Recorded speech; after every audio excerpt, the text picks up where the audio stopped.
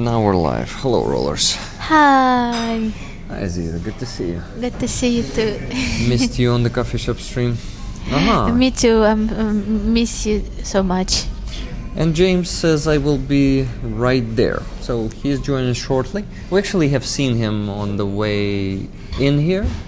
We were just, yes, he was passing by and saying he will come back at 6. So he's getting a bit late, but he's going to be here. Awesome. Let's see who we have there in the chat.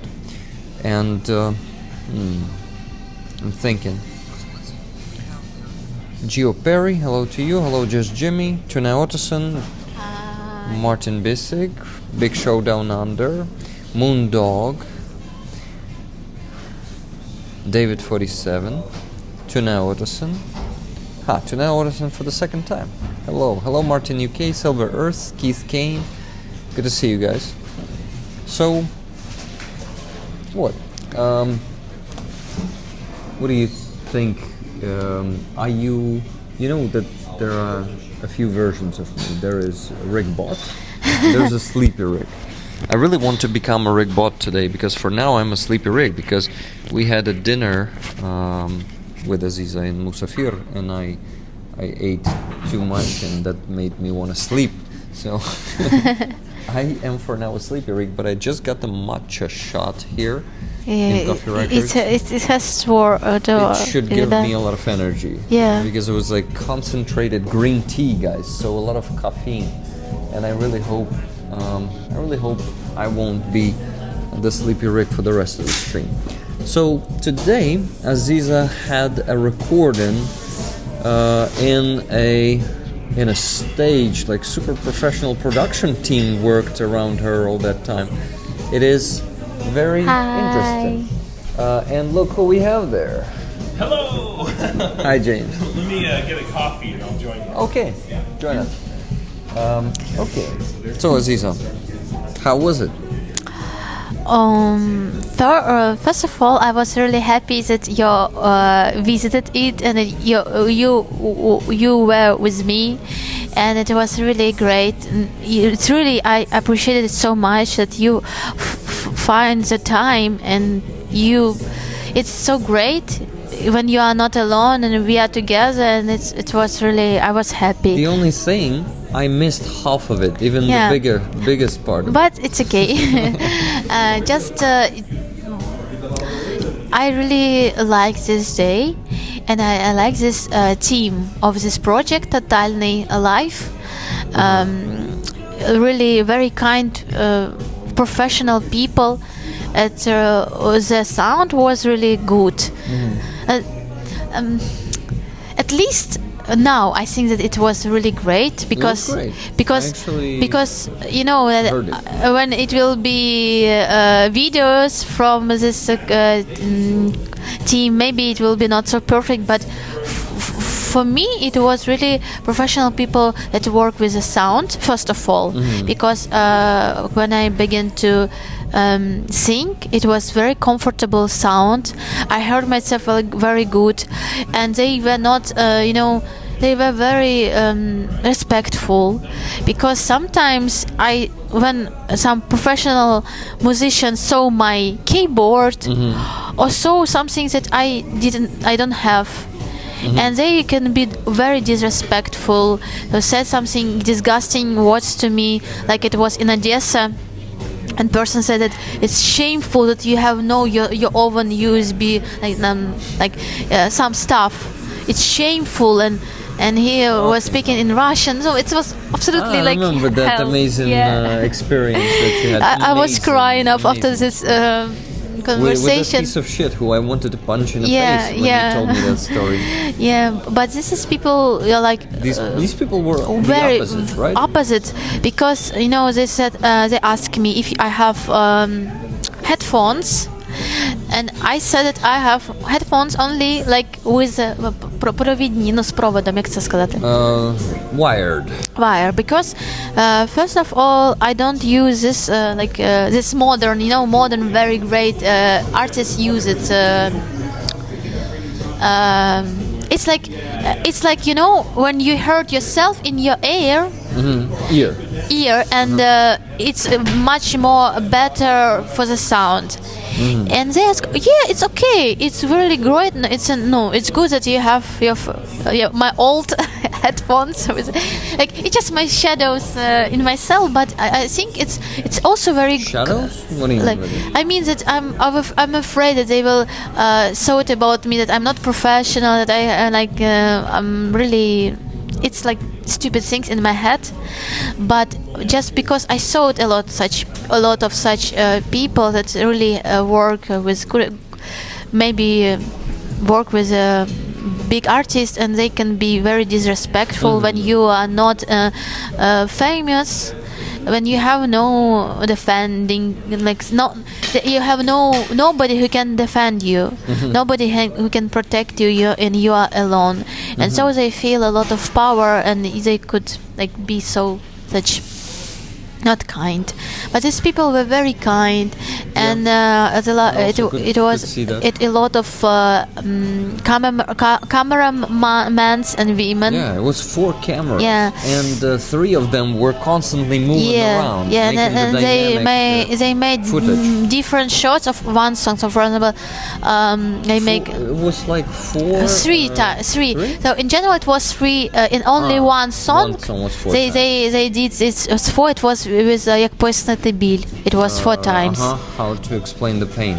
Yeah, and I also asked them. No, I made them propose to sing like a freedom, and they said to me, "Oh, yeah, we will sing it if you will have the time, because we have no time." Usually it means that we won't sing it. Yeah, right? no, because really We won't record it's a big work, so it's. I can imagine that we could not be in time, and it will be alright. Yeah, but the post-production of that is going to be really a lot of work, because they used 4 cameras. They recorded 3 versions of every song, and it was 5 songs. So it's at least 5 songs by 3. That's 15 plus 1, because the one song had 4 versions. So that is 16 from 4 cameras, guys. So 16 multiplied by 4. What do we have?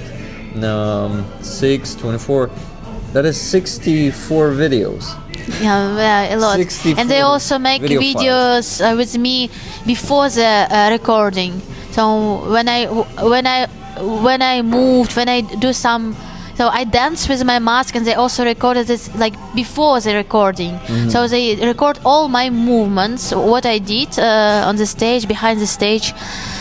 And we really was in time, and I sang Flag of Freedom, and they were really, I think they were happy to record this song, because I think it's good choice to work with this song for them. One of them, usually it was like this, guys. I was present at the recording of like half of it, and usually it was everyone quiet on the shooting, not range, like on the, how do you call that? Знімальний майданчик англійською. Я не знаю. It's like at the let's call it a stage, okay? But like a shooting stage. Help us there in the chat. When they film a movie, guys, how do they call this? It was really like this, because it was a regisseur, and he said, not regisseur, or director, and she said prepare studio. First, prepare the camera, then lights, and we begin in action. Action. Yeah, it's like this, and everyone shut up. Everyone stops walking, like closing, opening some doors. All of this stops. They record it, then cut. Great. Let's do another version in 10 seconds. Usually it took like 1 minute, but they said 10 seconds for some reason. I don't know. Anyway, it was super professional, guys. What we had in Lanat production was totally different level, meaning this was a much higher level of production. Before you came, it was a lot of problems with some technical problems, and we are waiting a lot. They call it a set. Silence on the set. Yeah, and we are waiting a lot, and they said, "Oh, Aziza, I'm so sorry you are waiting." Yes, it's okay. Like for me, but this kind conversation is much more important than like some problems that really not depend of these people on these people, and it just really great that they want to make it better and they want like fix it, and they don't do it like in any way because we have no time. For me, it's much better. So and we also recorded the lyrics that we wrote together on the stream. We wrote the lyrics together on the stream. And so like your speech, right? Your speech, yeah. And then another also text. I was. Why not here? Then Guys, another. James wanted to stay off camera for some reason. I'm shy, don't you know? Aziza, please finish. Yeah, and I also recorded one speech. It was with the camera. Another speech it was only audio, and they will use it with video. In other videos, just my voice. And also they ask me about meanings of the songs and some such topics. Like Rika like to ask about what about like what sense of the songs, meaning of the songs. Of the songs, yeah. So did they ask you this? Yeah. They ask me the meanings of the songs, and also that he took and also some words about in general our fighting and our people in occupation. Because, like I told, if maybe somebody doesn't know, it was organization Totalny that work with. Want to inspire people on the territories under Russian occupation to fight, to resist, be engaged in partisan activities. Yeah, and that is what. Yeah, we were talking about actually the event that Aziza was. How can we say it? Involved with today. So the Totalny. Hello, everyone. Good to see you here. Hello, James. Once again, want to shake Hello, your indeed. hand. It's good to be Aziza. here. Indeed. You did not know each other before. No. Of course, I've seen you many times, Aziza. I love your music. Yeah, it's wonderful. Good. So that was a recording, a professional recording with really professional production team. They had 4 cameras and some of the operators during the recording of the songs of Aziza. She was performing there. And they were recording 3 versions of each song. One song had 4 versions, so they could get the best performance. They were moving around with the cameras. Everything was professional, like on shooting a film. You know? Nice. Wow. There was a crew. They all had microphones. I need that. And there was like, okay, everyone, silence on the set. We start the first version of the song, number 4. Action. Wow. And it was like, yeah, and Aziza started singing. It was pretty awesome, and I was like, damn, that's the level. Oh, they had a lighting, very professional lighting there, all these projectors. It was like, I don't know, it was like 25 or 30 of different projectors there. Did you see it was also arts behind? Yes, and they were projecting Aziza's art behind her, Damn. her paintings, Nice. and it was done in a pretty professional way. So it was like all of this was directed. It's not some stuff that is done like this. Okay, I need let's this for try. my YouTube channel. That'd be great. Oh man, you'll have to have thousands of dollars for that. That is expensive shit. I saw what kind of work they do there, and I thought, damn it, they invest a lot in this project. It's like they probably got a pretty expensive grant somewhere in Europe. And, That's cool, though. And you can see Like a cultural grant. You can Yeah, see this probably. money in the work, because it could be project with a great supporting, but the quality of this is very, very bad.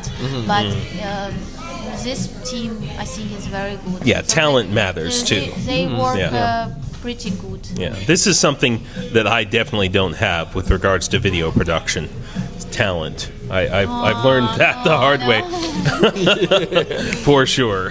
How did you learn that? I learned it once again in my last live stream. That was a complete failure because I was trying to use OBS. And of course, I'm also trying to run a fiber optic laboratory. You know, an FPV fiber optic laboratory in freaking Donbass. Yeah, and you know, that's what he does, by the way. Yeah. So I, hi. Yeah, you see, he has Национальна гвардия Украины. Oh well, yeah, and actually, yeah. So Wow. Can we show it closer? oh, sure, of course. Right. So I'm the head of the I'm now head of the fiber optic FPV laboratory. For the international the head battalion. of the laboratory? Fiber optic FPV laboratory for the Are you an engineer there, or you're head in the laboratory? Did I hear it correctly? Both. I mean, yeah. You're head in. You're Yeah. the head of the laboratory. Yeah. Damn, man, that's cool. Yeah, and actually a lot of your viewers made the contributions necessary to make it happen because Thank it's you, guys. entirely at this point all the material that we use and on all of the tools and the 3D printers and the fiber optic spoolers, it's all donations. It's all donations from people, from viewers, from the man I was just speaking to, and yeah. So this is my patch, and sorry guys, I'm not giving away this patch today. Yeah, we're not raffling it because it's forbidden to raffle. That's right, patches. Azov. Yeah, actually, exactly. They are hard earned. You need to earn it, with some hard work. Yeah. And in fact, the last time I was here, the last time I was in this room on your show was the day actually that I signed my contract with Azov. Yeah, you told me personally, but I wasn't allowed to announce it. But now I have permission to come online and represent Azov. That took many months by itself. So. Okay, so we got first two donations. $100 from Stephen Walsh, who says, "Resist. 3 favorites on camera. We're getting sucked in with snow today. Going to be fun driving around. Steven, Tell me about it. Alaska. Yeah. Aziza, Rick, James. You should know Steven, right? If he says you're one of his favorites, then he should be watching your channel too. Yeah. Steven is awesome. For some reason, he never chats on my YouTube. It's like It's very rare. we banned him. It's very rare. But I don't know. Maybe we did, but he never messaged there. He messaged a few times on Aziza's streams. Yeah. He's probably messaging Man, on your words. streams. Very rare, but yes. Yeah, but for some reason I could not ever see him in my chat. But that's okay, Steven, no problem here. So guys, we're aiming to raise at least $500 today, as always. This week has been going, I wouldn't say super effective for now. Yesterday and the day before I don't know. yesterday. Last week was pretty good, though, huh? Last week was good, yeah. But With, it's Georgie. you cannot keep Everybody? every week as Of course, effective of as the other, because it's actually, it feels like even in fundraising it goes by sinusoid. Yeah. Do you call it this Yep. way in science? No, we just say it goes up In and English. down. Up and down. You don't say, but you know what I'm talking about. Sinusoid. That's a very math-related term, and Americans are not as good at math as Ukrainians in general, I would say. So we just say up and down. Up and down. It goes okay. up and down. So it's a sinusoid roller is coaster. too hard for Americans. Yeah, absolutely. It sounds like trigonometry. It sounds like I need to blow my nose. It just, because you're sinusoid. Yeah, I also did you know that I have an engineer education? No, really. What My kind? higher What kind of education engineering? is automated control systems. No shit. Are you applying to work in my laboratory? Is that what you're? No. You know why? Because Well, you have to stand this in is line not my anyway. thing. Even though I I finished feel it it. like with maximum grades, Right, because right. I'm capable of doing some stuff even if I don't like it. I can make myself learn Yeah. this shit I feel it. and do it. But I never enjoyed it. I never enjoyed engineering, unfortunately, because I look at my friends who really enjoy it, and I'm like, fuck, I envy them. I would also love to have this passion for technology. I'm a network and systems engineer, and I've been in the computer industry since 1995. Okay. Fucking 30 years of experience. Let's not talk about it. Okay. I don't want too much math. but I never enjoyed it for its own sake. There's lots of guys who do, and they're like, oh, I love just tinkering and stuff. To me, like, it always has to have a purpose, right? And if it has a purpose behind it, then yes, I'm into it. And you really enjoy it if it has the purpose, right? I mean, in America, I built internet infrastructure across Native American land, for example. I remember you told us that. Yeah, for like 10 years. And, maybe that's what drew me here. For some reason, I wanted to go to a place where I could be useful, Aziza is a very, how do you call this, person who is always grateful. How do you call that person? Grateful person. Grateful person. Yeah. I just, like... English is such an easy language that way. I'm like, grateful person. She's a very grateful person. But there's one thing, the one bad thing today. So I literally... I left Donbass. I started leaving Donbass at 2 p.m. yesterday, and I didn't get here until 2 p.m. today. That's how bad the roads are. 24 hours? Well, I did stop and sleep. Yeah, that's good. A little. I'm happy you did a little. How much? Maybe How many 4 hours? hours. 4 hours. Yeah. So what I'm trying to say is there's too much blood in my caffeine stream.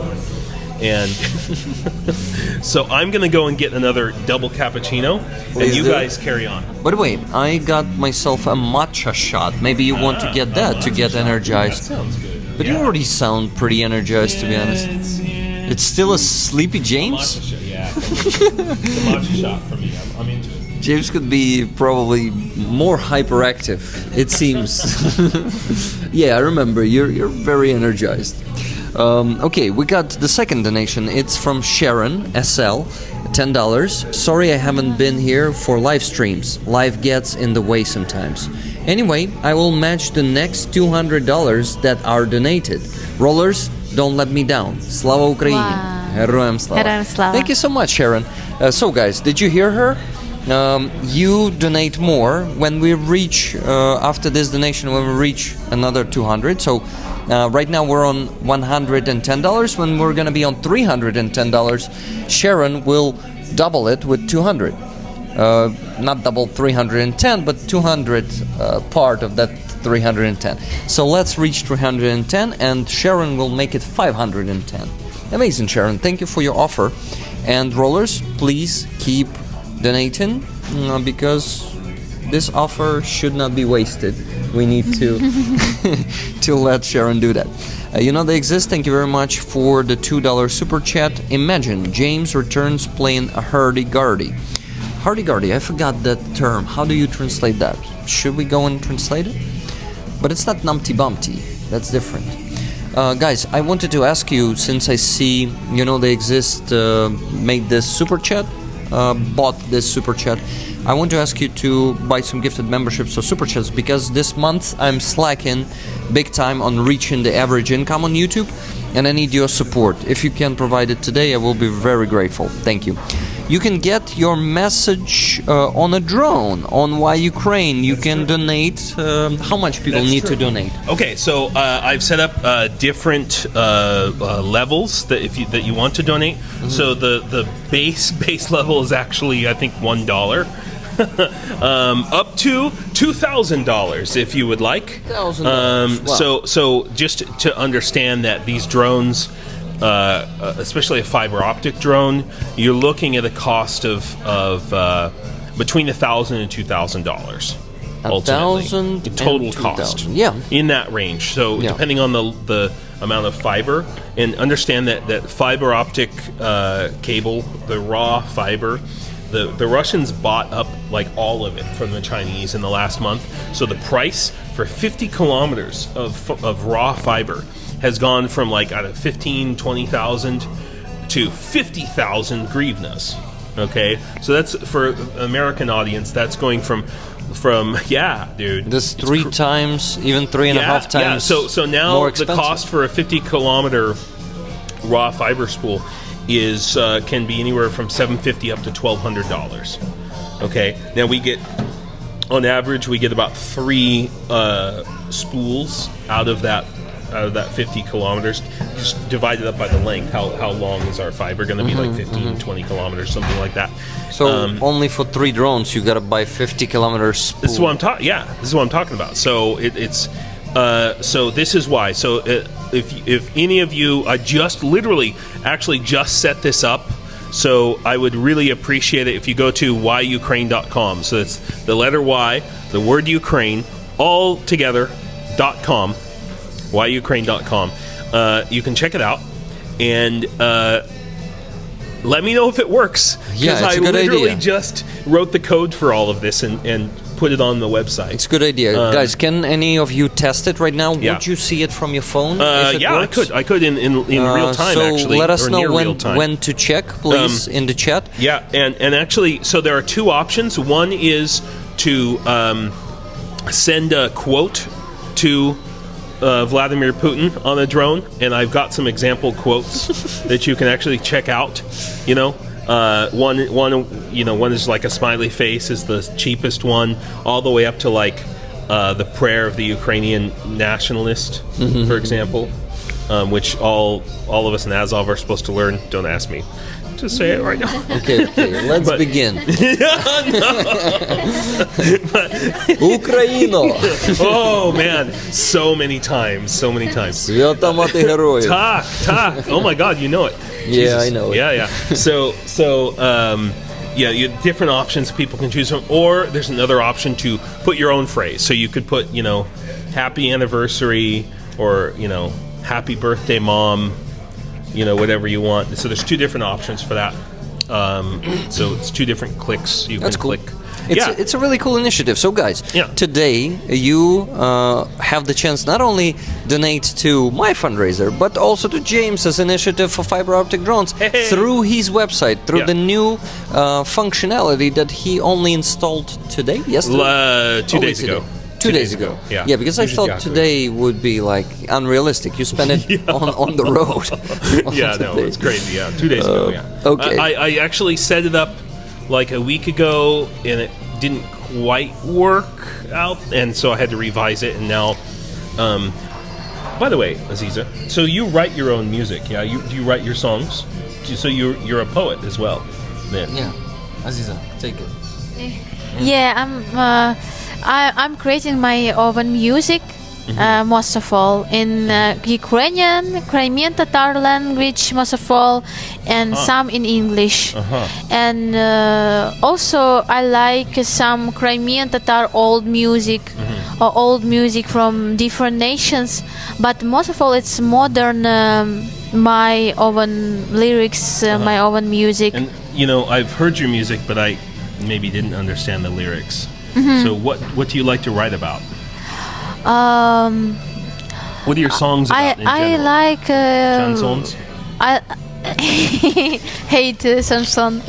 Yeah, well, the viewers don't know what chansons are, though. Yeah, it's like we have prison songs, Russian music, Russian chanson. And like they use French words chanson, but Russian chanson is very, very awful music. Like I was lucky that my father was a pretty rough joke. hate this music at all. That's why it was funny. Are you sure? It was funny for Aziza. No, but it was funny to me, and that's what matters. No, yeah, it was really? funny. No, it No. was funny.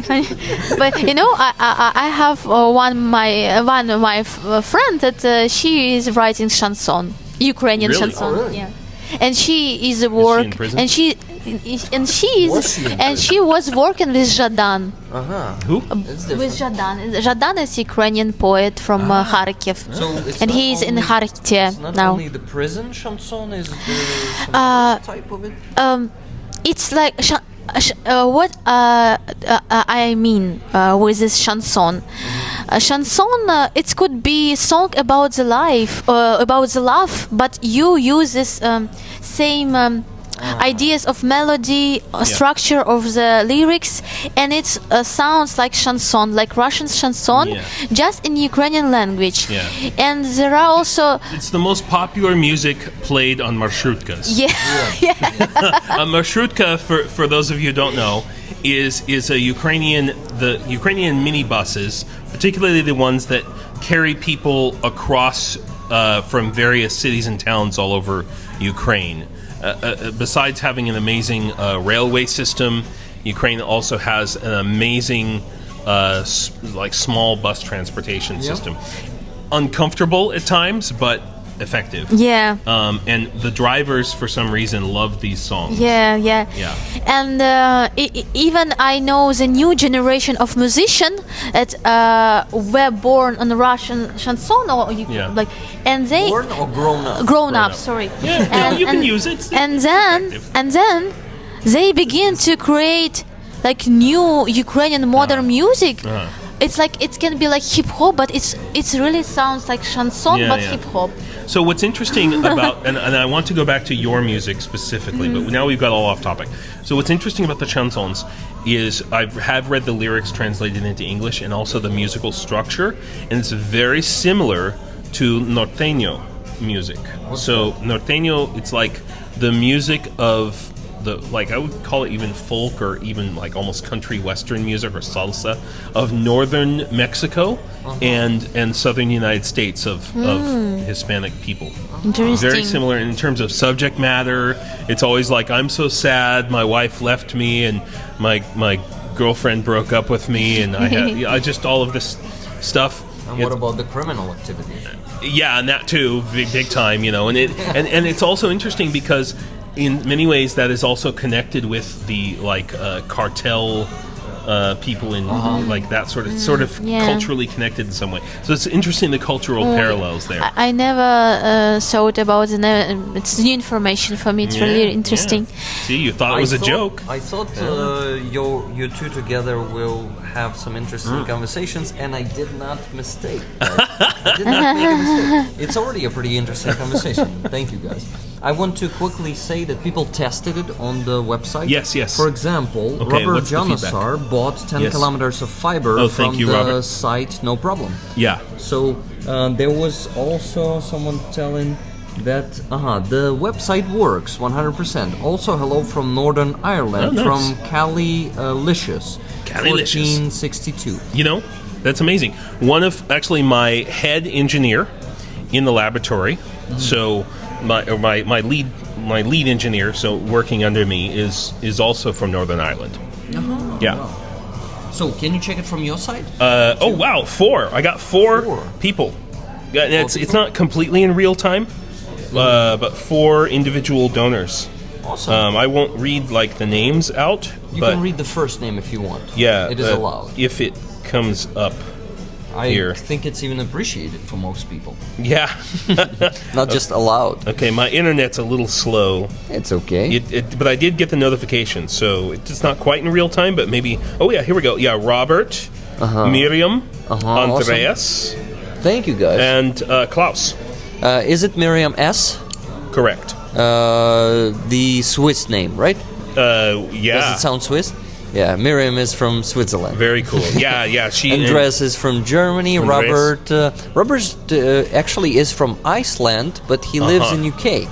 Yeah, and cool. and he right? has some awesome... Am I not mistaken? Yeah, and he is actually an engineer himself and has some awesome technical ideas that I hope can help Ukraine if I can get him connected. Sorry, Robert, it's really taken cool. some... I've been busy lately. By the way, I got one more donation, $100 from Stephen Walsh. He said this: have a business trip down to South Dakota for some business training. Trying to link up with Kenty while down there. Oh, cool. So proud of Rick, James, Aziza. Awesome. Thank you so much, Stephen. It's really good to see you today because, to be honest, I missed you. Stephen used to come to I'm not sure if every, but to many Free Azov streams. I didn't see him there lately, but maybe it's just because he was not chatting. Maybe he was there. Maybe he was watching. So Canty, you've had Canty on the show, yeah? Yeah. So Canty, we hardly have had a chance to talk, but he and I have some similar background going on. So we both have the same hobby, which is historical recreation. Yeah. Yeah. And we're actually, I think we're from the same town. like birthplace. Wait. In California. No, he's not from California. Oh, wait, maybe he is from California. Yeah, but he lives somewhere else now. Yeah, he lives in one of the Dakotas. Yeah, something like that. Yeah. Is either the North Dakota. We're both from Sacktown, as I recall. That's the name of it. No, it's it'd be a terrible name for a town. Yeah, but it's United States. I won't be surprised. Right. No, it's actually a Spanish word. It comes something like El Río de Sacramentos de Sagrados Familia. Yeah. The river of the sacrament of the Sacred Family, as I recall, something like that. Anyway, it's called Sacramento. Sacramento. Okay. Yeah. $22.62 from Carlo. Thank you very much, Carlo. No comment here. So, okay. I just want to say that SL, you missed it. You went for another coffee. Actually, a matcha shot. Yeah. It tastes like grass, by the way. She donated $10 and said, next $100 rollers will donate altogether, she will match with $200. Hell yeah. So we raised $122 of those $200 and 62 cents. So guys, 78 more dollars, a bit less than that. And SL will match the 200 that you've donated altogether. By the way, SL also gifted 10 memberships in the chat. Thank you very much, SL, for that. And Robert John Sart, 20 gifted memberships. Thank you very much for that. Ah, wait, there was also someone else. Who is that? Yeah, that's Robert John Sart, no one else. Thank you. Awesome. Okay, guys, let's get back to music. Yeah, Aziza did not tell her genre. Yeah, I want to talk about her music. I'm working with style trip hop. If you know trip hop. Which kind of hop? Trip hop. Trip hop. Trip. Maybe you trip. Oh, trip sorry. hop. Trip hop. Oh yeah, sorry, I can't roll my English R's. is It's alright. I like. It sounds better when you say it. I always prefer to think about senses in this life, about our reality, war and resistance, fighting, way of person, of spirit inside of us. Oh, I like much more such senses than, for example, about love or a little bit ethereal and esoteric. No, maybe. not in esoteric. Absolutely not esoteric. Yeah, why I don't like it because why I don't like is that somebody will say about me like it's esoteric music, because before the full-scale war, when I was through the people who like we can say they practice yoga, no, they very spiritual people, they always said to me, Aziza, why your music is so dark and about the death and about pain? You have to enjoy this life. Be optimistic, everything is okay. And I always write I wrote about war 10 years ago, so about senses that we have now, just in wrong language sometimes, in Russian, because I was a Russian speaker. Sure. Because my family was Russified. Yep. Okay, Russified. And when I was through the normal people that like just beer and I don't know, dancing or songs about the life or love, or they always said to me, Aziza, your music is so spiritual and very esoteric. Yeah. And there's nothing wrong with that. No. But I was just why now I really don't like it, because I really feel a big disappointment about all these people who talk, who so that they are very spiritual and they practice yoga, or they're playing on the shikuhati and the big community of shikuhati players of the world or something like that. Shikuhati? Shikuhati is a Japanese flute Oh, okay. of Japanese samurai that begin to be monks. Oh, So they okay. Right. they leave the war and they begin practice the sound. So they sound like a sound of cosmic space, like sound of the universe. That's cool. So and it's really good practice for the breathing. Yeah. So and this is all these communities are really about the bullshit in general, because when this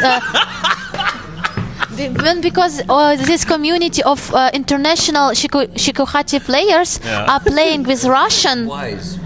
Because they wanted to make peace with Russian, and let's play together about the peace and with Russians that support Russian war. Because this shikuhati players really donate army, really like Russian. They are in the Russian military uniform. That's lame. And for this Shikuhati international community, it's about the peace, some peacemakings, you know. Peace through our, for example, my not friend, but I respect this person really. She was a Ukrainian Shikuhati player, and what she did, he leaves the Shikuhati and joined to the army, and begin to be marine officer, like marine soldier. So because he knew that he is strong. Yeah. And he practiced also, for example, I don't know, wushu. So he practiced martial arts. So he was strong to do it. Wushu, maybe. Maybe wushu. Yeah. So and he did it, and he also sold all his flutes. He had a lot of flutes from many countries, from best masters that did this flute, and he not just shikuhati, like different, very like real monks who did this, and he sold everything to buy weapons for him, for his uniform and everything, and he has now only one shikuhati flute. So where did he sell those other? Other than sold everything. Sold everything. Well, I mean, there's other kinds of flutes, Come on, you can. Native American. I'm sure that if you sell them, you can buy a lot of car repairs, a lot of tires, a lot of don't tell me about more car repairs. Right that's oh my God, that's what I'm talking about. Being in the army. It's, oh my God! It's so much about car repairs and tires. Two of my team's cars, I just had to have repaired. Flutes, they are very expensive. That's what I and thought. Why it's very heartbreaking, because for these people, these flutes are like teachers. They are they have spiritual meaning. So it's connected with like Buddhism and stuff. It's like, and it's like part of him, right? And he sold this because for him, spirit, it's not about this fake prayings. It's about how you take responsibility and protect your nation, freedom, truth inside of you. And he's really a person who can bring peace. And he's very, very, shining person. He's a really good person. Not what fake. unit is he with? No, what can you say? Do you know which brigade or battalion? It's okay. We have to find out. I know his Get him on the show. But now he had the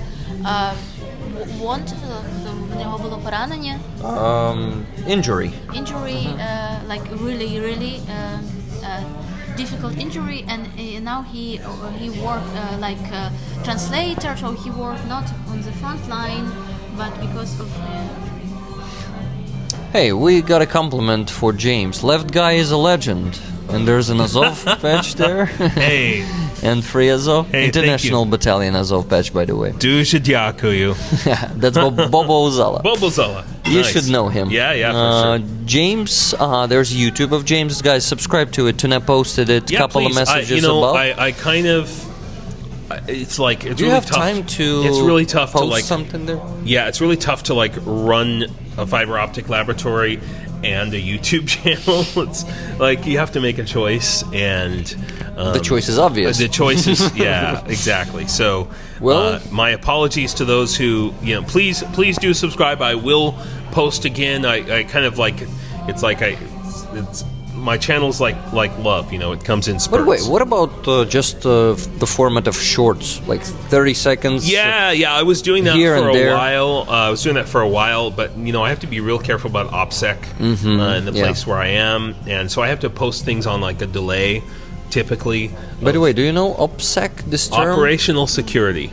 OPSEC. So Operation Security is basically not showing some stuff that you better not show. Like today, they ask. No, not like I don't compare this, but it's a little bit similar. Because they work with special operation forces, and they really work with partisan.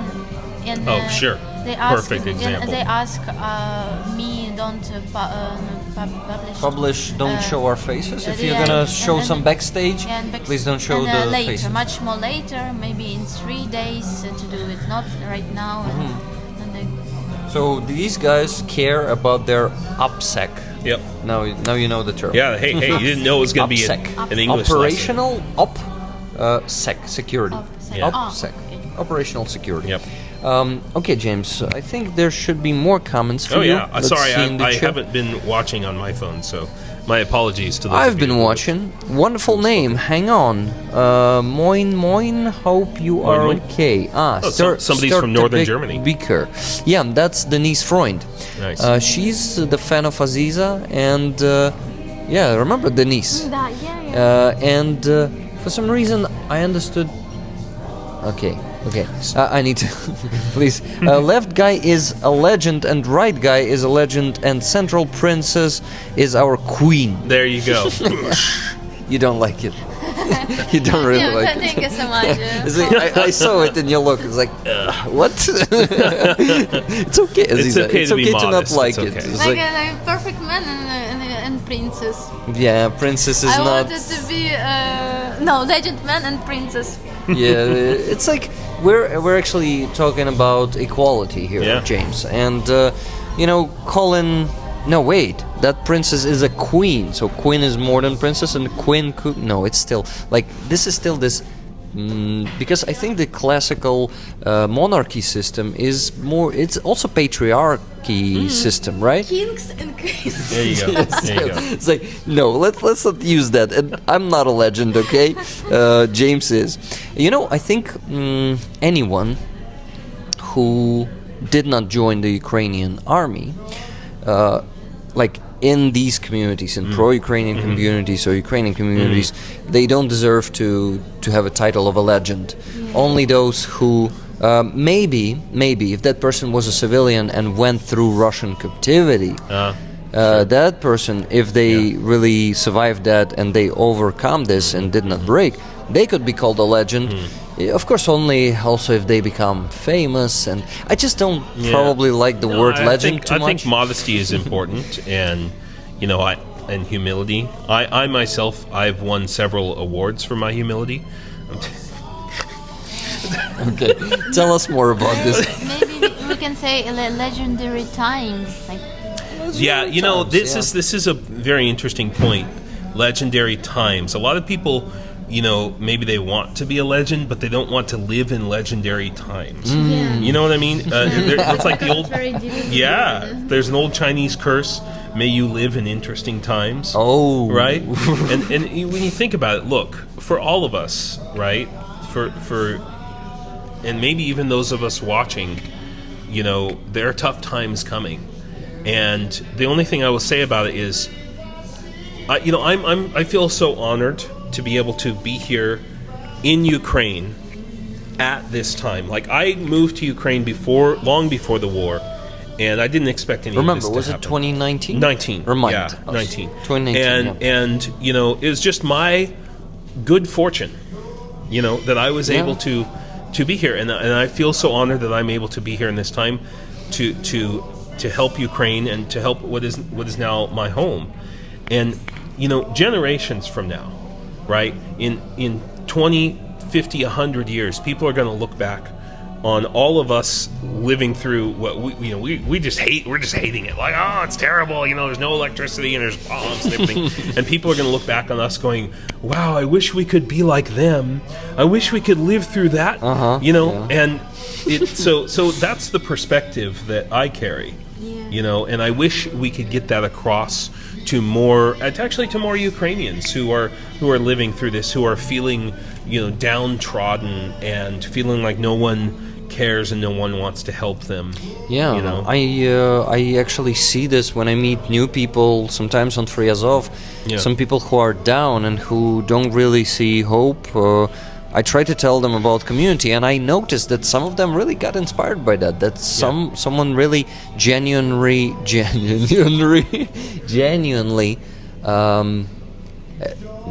were this feeling shit. Вражені, like they were really. Do you know this word? No. Вражені. I'm learning right now. They were like, it's a hard one to translate. They were. I can help you. Yeah, please. Please. So. They were really not excited. They were shit. Let's wait for Aziza. Amazed. Right. They were amazed to discover that there are really people who care, and that especially internationally, this is a really important thing to transmit around the world. Yeah, and that's what I say. Dude, these people seriously. are from UK, United States, Canada, Australia, all Europe. They don't know how many individual Americans, Australians, British people all over the world are supporting with their heart and their soul, wholeheartedly, and their freaking paycheck if they can. And they have no clue. Most Ukrainians have no clue about this, and they also don't know how many foreign fighters are here helping and serving, not because they want money or whatever, but because they really believe in that Ukraine is fighting for a good purpose and for something that's important in the world. Just wanted to quickly say that Sharon, if you're still there, we reached your match goal, $100 donation from Laura S with no comment. But Laura, I haven't shown the patch that we have on the raffle this week. Just imagine, it's been an hour. Almost 52 minutes. Wow! You haven't even shown the patch. Wow, dude, that's rockin'! What the f? Look, guys, dude, this patch this week is badass. So what? These guys are from the separate Da Vinci regiment. Yeah. The first assault regiment Da Vinci. After I know them. Kotzebue. I have friends in Da Vinci. Yeah. I have some very close friends. They have the first and the second company of the fire support. Dude, there. That's fucking badass. It's a pretty awesome patch. I kind of want this. Damn. If you cross paths with them. Yeah, dude. I actually. You know what? Actually, I think a lot of rollers can give you tickets if they don't want the tickets themselves. They can buy the tickets for you. Who knows? Maybe you're gonna be the lucky one to win. I would love to have that, dude. That's fucking. That's awesome. A badass patch. That's an awesome patch right there, dude. So, do you know what kind of ammunition is piercing that skull? That's a Sabo round. Sabo? Yeah. SPG. Okay, yeah. Sapok. Oh, it's one. Oh, I see. So it's like an RPG, but with the. It looks so narrow, but I didn't see the green part in the front. So this is the explodey part at the front there. Yeah. That's awesome. So. It's a pretty cool patch. So guys, that's what you're buying the tickets for this week for the raffle of what? Of this patch. Badassery. That's an amazing patch, dude. That's rocking. It's very goth, it fits my motif. Yeah, so you being a goth, probably also enjoying the darkness and death in the music. Yeah, so you should have that in common. I told many more times complex. last days about that I'm playing the music now in acoustic, so without band, because I have no opportunity, not because I don't want. And when I will find opportunity, it will be big band, and it will be very, very dark music, and maybe even doom metal, something very, very. Would you start screaming? I don't know, but it will be very different music than I have now, and probably a lot of people will be shocking, shocked. Yeah. Because now my music is very, it's dark. Because some people, for example, when I played my songs in Cologne, in Köln, and one woman came to listen to my concert. She was working in the hostel where we lived. And she was Ukrainian, and she has a family in Ukraine, and her son is in army, and she could not listen to my music because she said that it's very, very difficult it's very painful. It's very, and she did same thing with a movie. So when she was on the movie about the war, she also crying. I was sitting next to her, and she was crying and just left the concert or left the movie. That's a strong reaction. And my concert, she also left. And after when we met each other, she said to me, I didn't know that you're so professional, but I couldn't listen to your music because it's very painful and dark for her. Guys, I have a little quote from a pop punk band, Fall Out Boy. They in one of the songs they have the line that says, but best of us can find happiness in misery. So the best of us can find happiness in misery. It's an interesting thing. So that kind of music, for me, coming out of the goth industrial music, it doesn't mean that you yourself are. Goths are not depressed. We don't necessarily walk around feeling, oh, I'm so depressed all the time. Exactly. No. Memento Mori is about there's no greater thing that can profit a man than to consider the fact of his own death.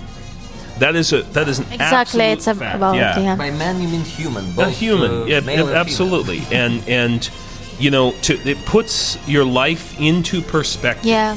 It doesn't mean that you have to be sad about it at all. It's just gives your life.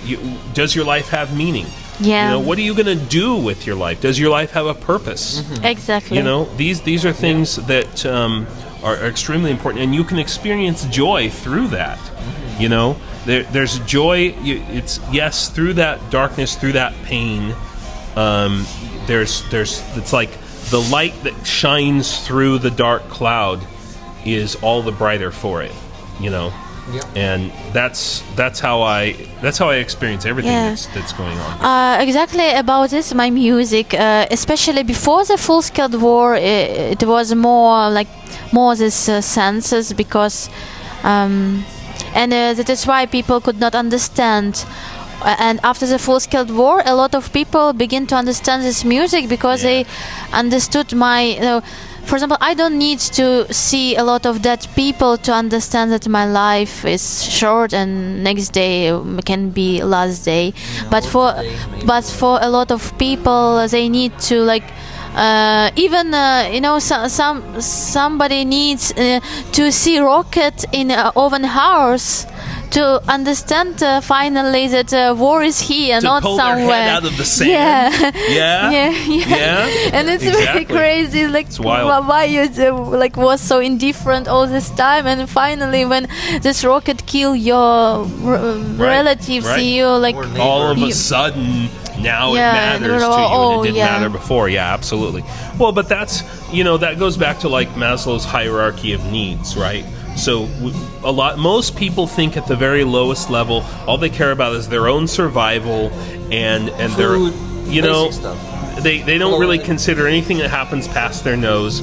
Maybe their children, maybe their family, and beyond that, they're not thinking. But when you put things in, that's why considering our own mortality helps us expand our awareness and expand our perception of what matters in this world beyond our own selfish desires, to be honest. Yeah. Guys, I love this talk about about death and life. Actually, I would say searching through life and understanding life better through death, or just like the possibility of death, which is inevitable, actually. They say without life, death would have no meaning. That's the joke, right? That's a good one. So just wanted to say that $200 from Sharon just came through. She kept her promise, and she says this: "Thank you, Rollers, for donating and supporting by just being here. You allow me to have faith in humanity. We are the proof that the world supports and cares about Ukraine. Huzzah. Spread the word. Slava Ukraini. Героям слава. Thank you so much." So guys, that means that we raised $532.62 already today. Great job. I think we can easily reach 1,000. And what about your Steven, did you have the new donations? Yeah, dude, Steven just bought 2 drones. Damn. Dude. That's 4,000 Yeah, bucks. dude. Steven, thank you so much. It's a big deal. It's a big deal, and thank you. Boosh. Successful stream. It's a big deal. Fundraising. And all of you, Laura, James, MJ, and Robert, please. And it's you guys. You just don't know how important I'm. So the big problem with my laboratory right now, to be honest, is when you're doing fiber drones, you have to connect the fiber, little tiny little hairs to each other, right? And they have to be precisely aligned and then like hot melted together, right, to get that communication. Our machine that does that just died. Oh, is it the welder? Yeah, the welder. The optic fuser, called a splicer sometimes. It is like 25,000 hryvnias for one. To start. At the lowest price. Which ones do you the price we are looking at is like 50,000. 50,000 in that range. Because is it bigger? No, it's a more complex machine. So in other words, there's how closely the two fibers are aligned, and remember they're like microns thick. How closely the fibers are aligned, the accuracy of that determines the signal attenuation, or rather how far your drone can fly. So usually the more expensive it is, then the more quality parts it has, and the bigger accuracy. Exactly.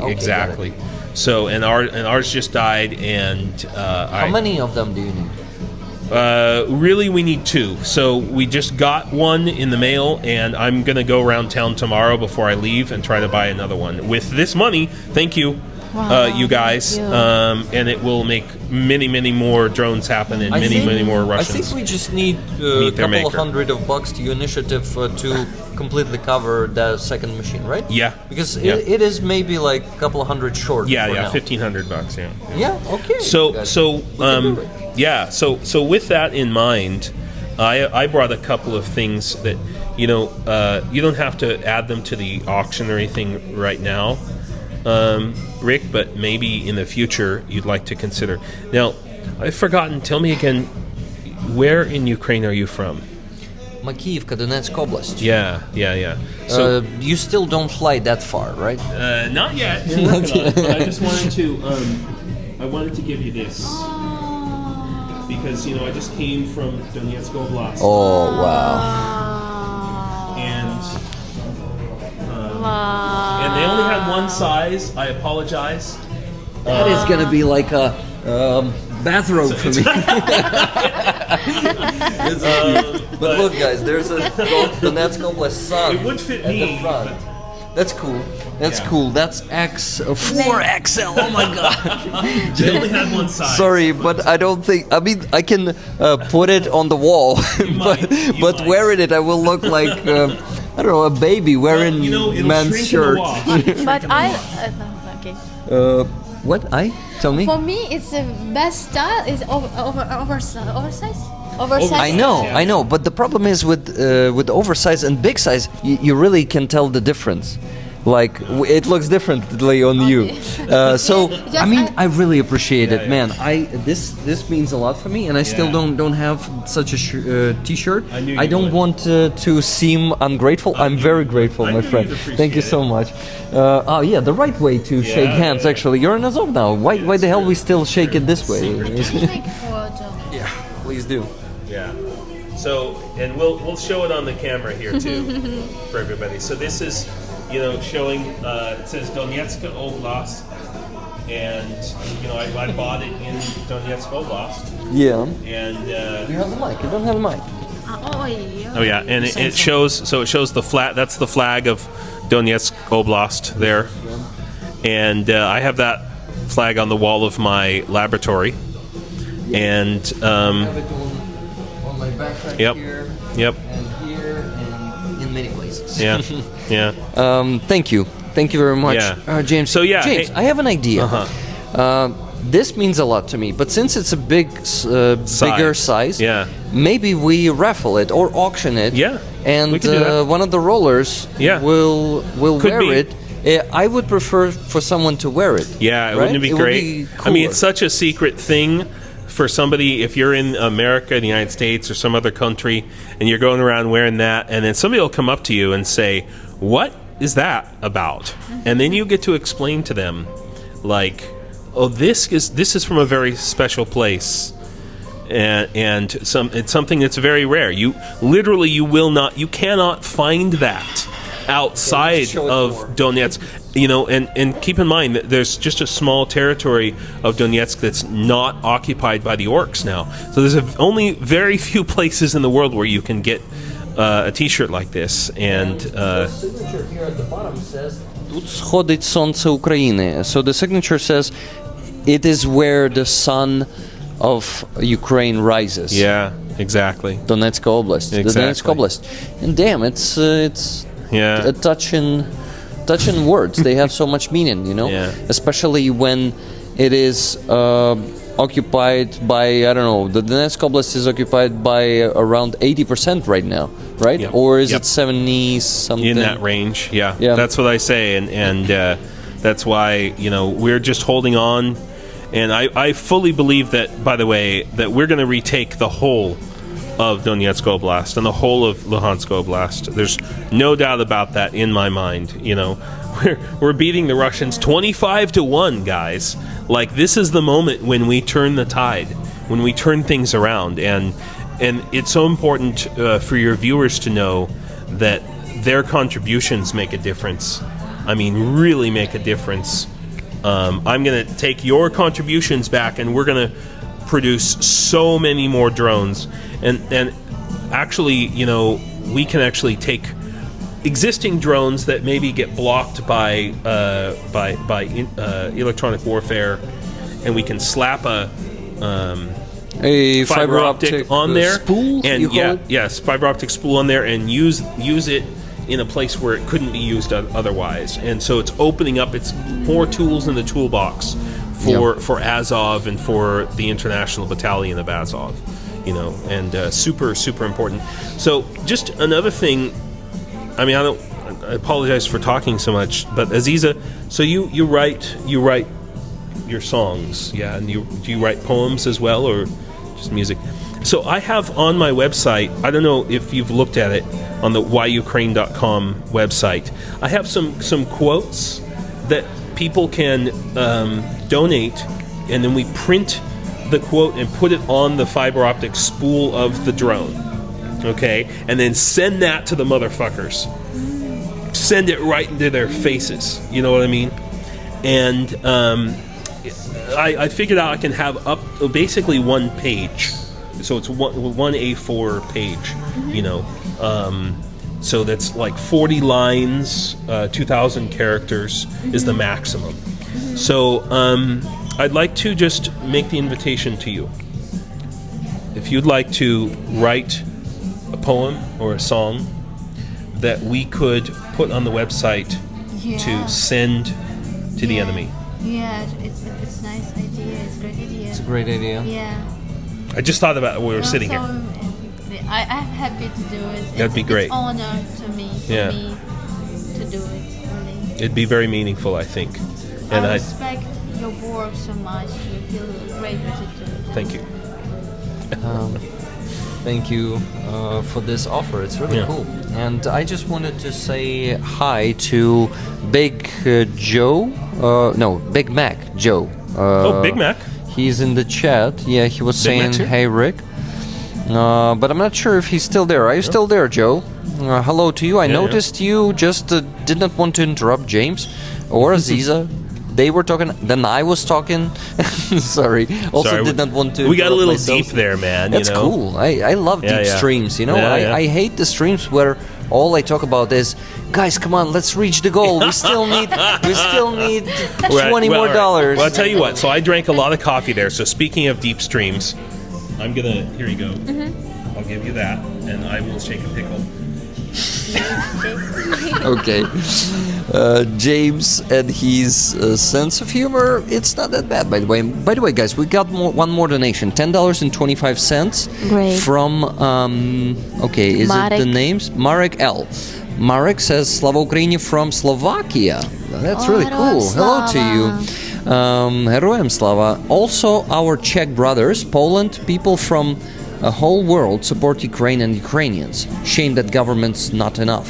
Yeah, it's a shame. Marek, are you still in the chat? Please let us know. Would be awesome to see also your message in the chat and see what nickname you have so I would know. That's Marek. That's him. Forever Pete Upsec without mic. GG. Okay, yeah, he gave us the mic. That's good. Yes, here's Marek. Marek nobody, he says. Let's crack the hardy-gardy. Yeah, you know they exist. Does it have something to do with James's break? Yana, hello to you. How are you doing? Derek Flubbert, donate please. Thank you, Derek, for the call. Guys, please donate because I think there's a big chance. Is it still not tasty? Do you feel the taste of the filter? Yeah. I don't know. It tastes like, normal lead. I don't know, some nice chemicals. Some uranium. Вода Tastes like Chernobyl. Tastes like Chernobyl. Вода з-під крану. Yeah, the water, just the tap water. Tap water in Ukraine is something that you better don't drink. Not only Chernobyl affected that. Basically, our everything. cleaning systems are not good. The pipes are old. Some of them are from the Soviet Union. So it's better not to drink that shit. We usually buy water here in Ukraine. So if you're surprised when you come to Ukraine and see that we don't drink the tap water, because you can be sick after that. Yeah. You better don't do that. It has a lot of metals in it. I drank this morning such water because we didn't have the water at all. Shit. Sorry to hear that. Rick, I was so freaked out when I poured a bath in Kyiv and the water was yellowish. Yeah, it's yellow color here, guys. You better not drink that shit when you're in Ukraine. Mr. Glenn, what do you mean? Rick's? Yaroslav Nehmatulin is his full name. Yeah, that's my name. What Mr. Glenn said there, let's check. Mr. Glenn said, is that a different PayPal? No, that's my PayPal. And yeah, this QR code is my PayPal. That's where you donate. And I mentioned you on the stream. Then I donate it on Tuesday. All the money we gathered during this week, I donate next Tuesday on the stream so you could see where the money go. I do it online. So, okay, I was asking so I could donate for Raffle. Glowing. Is this why, Aziza, is this why you are glowing? Because you drank some water. Glowing, это сияние. Yeah, Чайва. сяешь. That's Yeah, why you're like glowing today. Chernobyl's water. Rick, greetings. Hello, Sir Garrick. How you doing? Could you show the patch on the table again? Is it the print I saw on Discord? Yeah, it is. Matt took this patch and made a print of it. So this week, Sir Garrick, you got a chance to win this patch. If you buy the tickets or get the free ones, here is the patch. So yeah, this is the patch of the Da Vinci, separate Da Vinci regiment, and this one is exactly the first fire support company. The call sign of the guy who gave it to me is Santila. Why Santila? Is because he is Alexander, and he was a... was he a bomber? Like Bombila, Sanya, Santila, something like this. He told me. I see. I'm not sure. I'm not sure exactly. Because it was a long time ago he told me the story of his... It's like 1.5 years or something. No, maybe just 1 year. Yeah, 1 year. Rust corrosion in pipes. Also that, yeah. Orange, brown and yellow mean is rich in iron. Yep. We have very iron-rich water. Haha, I hear the water sometimes look like coffee. Was always amazing to have a cleanish bath in Kyiv or Odessa. Bess in Ukraine says, yeah, Bess in Ukraine lives in Mykolaiv. Did you know that? Who? Bess in Ukraine. Ah, He wow. lives in Mykolaiv with wife and kids. Wow. Bess, so your kids are Ukrainians, right? So Bess is Dutch. He's from Netherlands. Wow. And he came to Ukraine. Wow. Wait, I don't remember, Bess. Did you marry here? Or did you marry outside with your wife and came here? Probably you married here, right? Just curious if you're okay to share that information. Hello, brother. Can you help me how to gain courage so I can confess to my crush? That sounds like a bot message. Yes, I forgot how those are called. Wow, you remember? That's I am troll. Troll. Troll. Or bot. Yeah.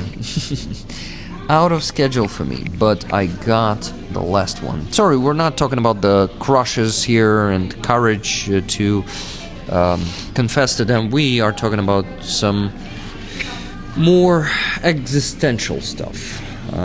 About war, about death, about survival also, about the ultimate resistance. You know what it is. You know, today was a lot. A lot of such stuff in my day today. When Death? when they ask me about this directly about sentences in my songs about how okay. I do it, why I do it. Thank you, James, Aziza, and Rick. Keep up the fight. Thank you very much, Tyler Ladd. By the way, guys, our fundraising stopped on PayPal for now, so I ask you to keep donating and buy the tickets for the patch. That is on the raffle this week. Okay, James. So, is it okay, my offer? Yes. Is it not insulting that I want to raffle it? I gave it to you for the purpose of your choosing. Thank you, because I really appreciate it as a personal gift, and these both symbols on this side and on the other side, they mean a lot to me. Yeah. So to be honest, I'm a bit jealous to those who win it. Yeah, it's all the more meaningful. Me too. I'm jealous. You're also jealous. Well, you'll just have to come visit me in Donetsk. I feel sorry that you will. Not the Donetsk itself, Donetsk Oblast. You gotta specify it because. What did you say, Aziza? It feels like I interrupted you. I'm sorry that I feel sorry that you will be not with this T-shirt. That I will not have this T-shirt. But yeah, It's a cool one. I'm thinking maybe today, maybe we'll raffle it on this stream exclusively. We still have 1.5 hours to go. Guys, what do you think? Should I give you the tickets for the money that you already donated today? And maybe you get more. If you promise me, you know what, I have an idea. If we reach $1,000 on PayPal today, I will raffle it. There we go. But I need to start working on the tickets right now, I guess. Thank you, James. What about your website donations? Do you have some new ones? No, but everything's going great, you guys. I just want to, thank everybody who's watching, whether you've donated or just shared the website or shared one of my, not even on my YouTube channel, but the various live streams or recordings I've done on other YouTube channels, Ukraine Matters, UATV English, Starsky, Silicon Bites, all these different... Silicon Curtain, thank you. He has another show. Silicon Curtain. Jonathan Fink. Yeah, and ATP Geopolitics. I'm probably going to be on there this weekend. And people watch that and then they donate, or they you like it, you subscribe, you share. All of that is really super important, and even if you're like, oh my gosh, I just can't afford to donate right now, understand that just you watching this stream right now affects the algorithm and affects how this information gets out and spreads across the world. So, and one of the most important things that you can do is share it with your friends, because I go on. I use my VPN a lot. I have to for security purposes, and so I'll log in as being in the United States, and then I'll go on like Google News, for example, or on some news websites in the United States. Nothing about Ukraine. Zero. It's crazy. And I would say that, a high percentage, maybe 70-75% of Ukrainians, Americans, tacitly support Ukraine, okay? And they want to support Ukraine, but they don't know how, okay? But, all the polls are showing this in America. And, in fact, in many ways, for Americans, a vote for Ukraine is almost like a vote against the current politics, the current administration in America. It's almost like a political protest for a lot of people. I don't want to name the names of politicians or anything like that. That's actually one thing, as an Azov soldier, representing. I don't get into the politics of any country. Yeah, it's very important. But it is a political statement for a lot of Americans right now. And it's so important to keep Ukraine in the news and knowledge of it. And so you just watching this, just watching it, you're already contributing, you're already helping. And I think it's really important to emphasize that. And so the work that Rick does here and Aziza, I see so many of your shows and things to support Ukraine, to support all sorts of units, including my own, the International Battalion of Azov. And by the way, so if you're confused, there was an International Legion. We're not part and never were part of the International Legion. Okay, yeah. So we are a part of Azov, which is the 1st Azov Corps, 12th Special Purpose Brigade, so that's the brigade, and it's the 3rd Battalion, 3rd International Battalion. So just to be specific, so people know what they're donating towards and to, and all of that stuff. And you also have nothing to do with GOR, right? You're right, that's completely different, whole other kettle of fish. I have lots of, friends who served in the Legion, who also served in GOR Legion. There are a good many of us who came out of both of those things, and some may go back. But we are a separate organization that's part of the 1st Azov Corps, and that is actually a part of the National Guard of Ukraine, and that's why you'll see it. My thing here says it's National Guard. Maybe we show it closer. Sure. We can check it out there. Yeah. National Guard of Ukraine. Okay, Yep. I don't have the mic. Say it in Ukrainian. No, you gotta say it in Ukrainian. I don't know how to say it. You say National it. Guard of Ukraine. Yeah, but in Ukrainian. In Ukraine. Національна гвардія України. There you go. That's better. The first word here, nationalna. The other one here, гвардия. Here's Ukrainian, guys. Yeah. Okay, so I wanted to say that I start working on the spreadsheet. Ooh, You guys sounds serious. You guys keep the spreadsheet. awesome conversation. Spreadsheet? You didn't know? Wait, you do a spreadsheet in the middle of your streams, Spreadsheet. dude? Oh, That's crazy town. crazy. It's absolutely crazy. I'm afraid of this stuff. Absolutely. And Rick with this. How else can I do the raffle of the T-shirt without doing the spreadsheet? I mean, okay, but damn, man, that's intense. No, Rick, no. What? I shouldn't do it? No, you should. You should. I'm proud of you for doing it. My God. No, I have a website that I use for that I used to use for raffles. I haven't done a raffle since I joined the armed forces, but oh my God, I'm trying to remember.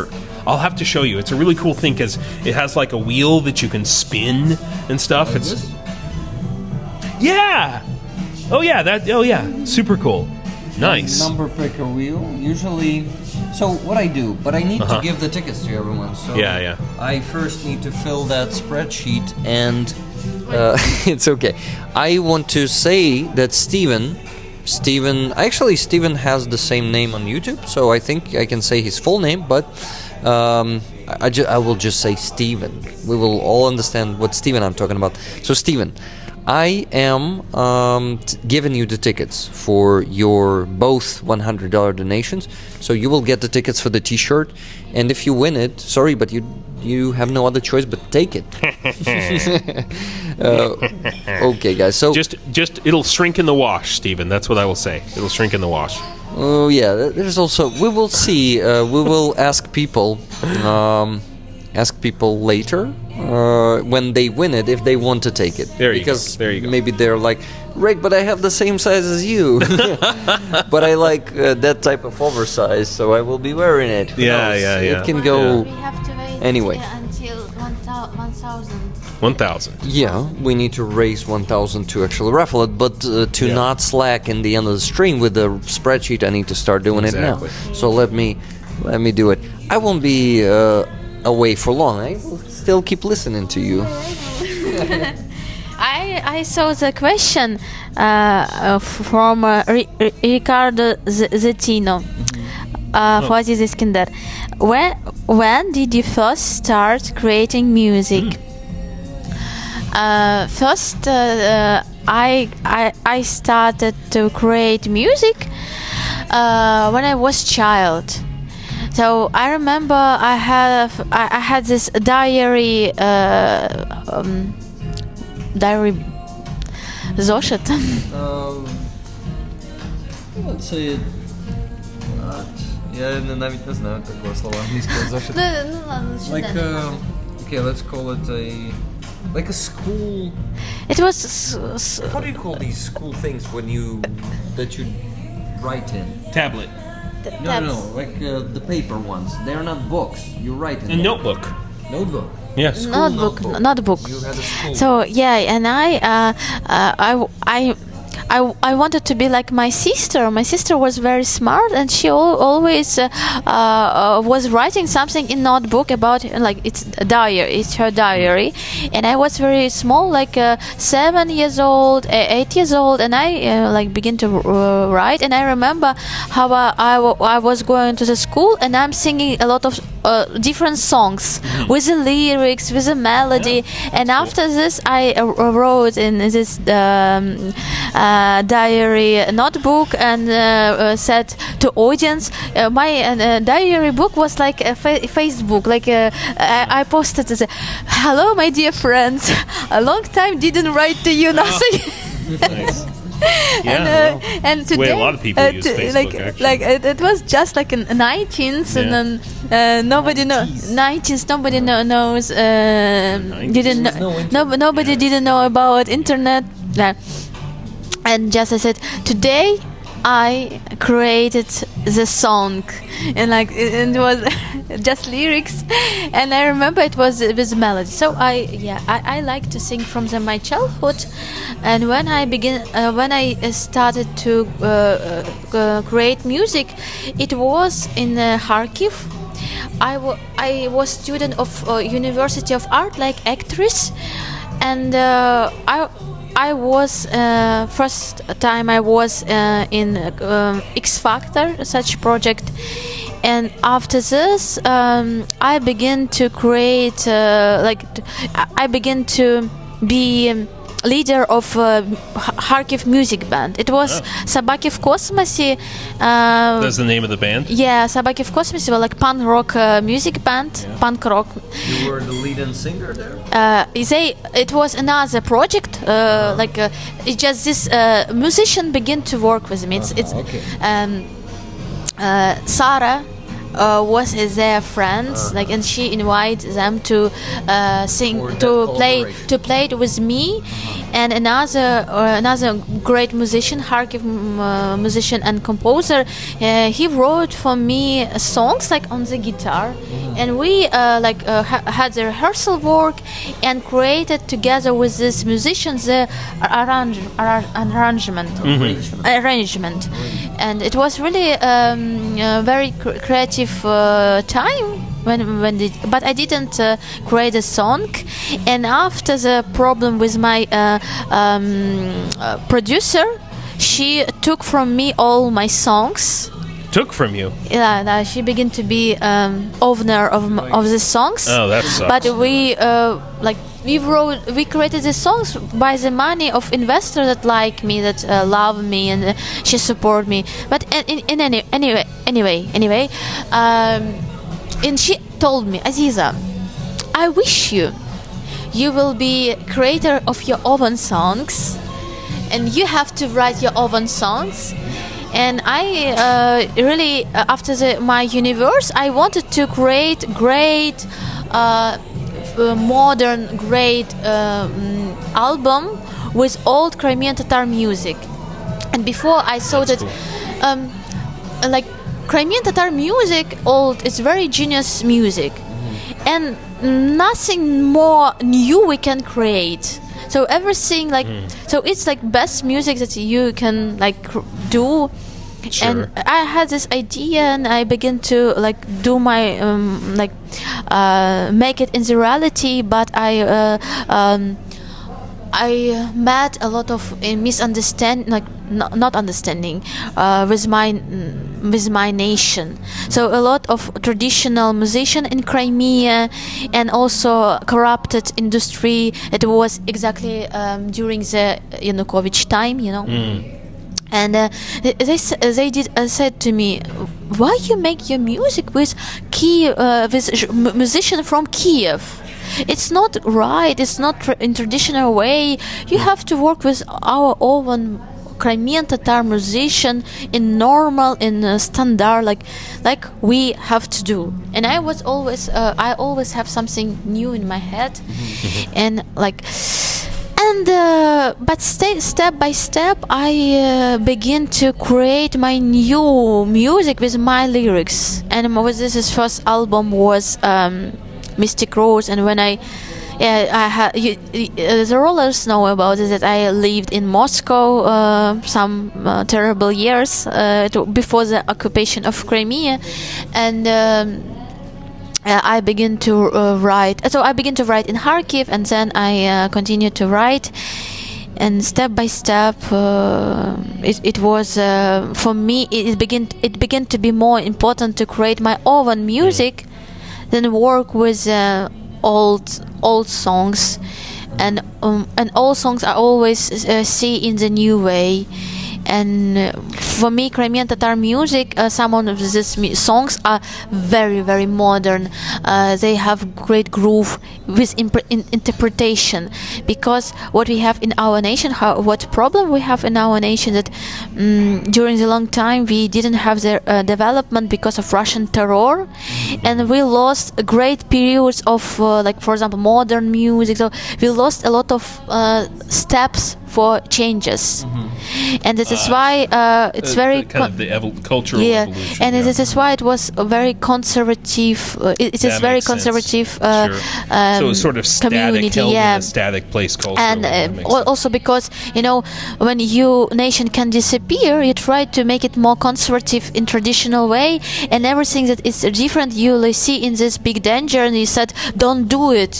You make the bullshit do like we did it all time. To preserve the tradition. Yeah. Sure. I mean, that And- makes sense because when you're in that survival mode, And- you're not going to be as creative, and that plays out in a cultural aspect Yeah, as well. that is why I began to create more my music and more now after the full-scale war, more Crimean Tatar music in Crimean Tatar language, and I really begin to like it more and more and more.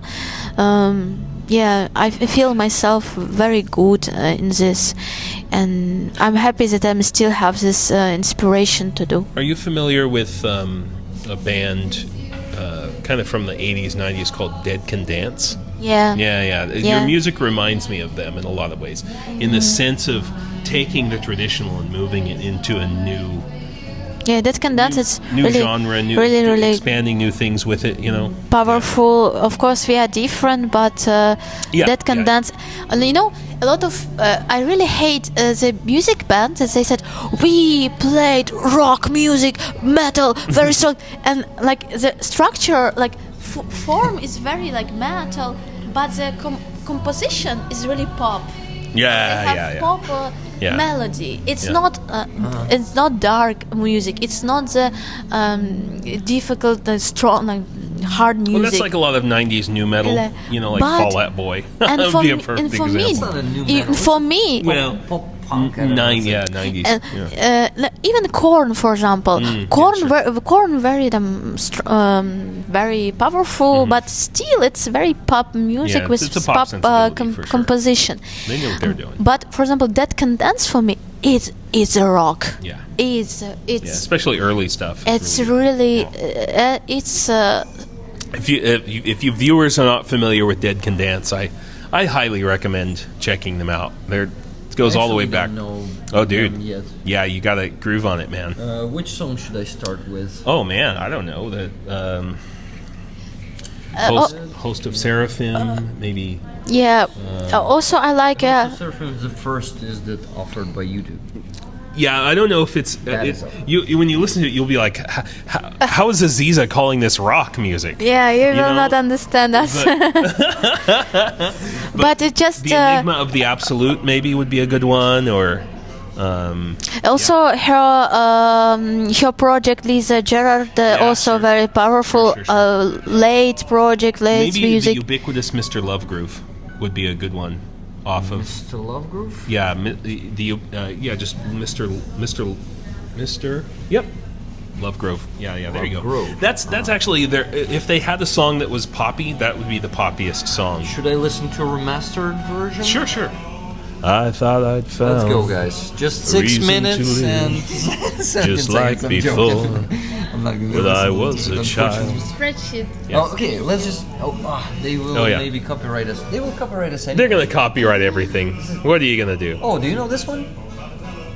That's Richard Cheese. Oh yeah. Do you know Richard Cheese? Yeah, actually, I've Richard seen him in Cheese concert. Is awesome. Do you know Richard Cheese?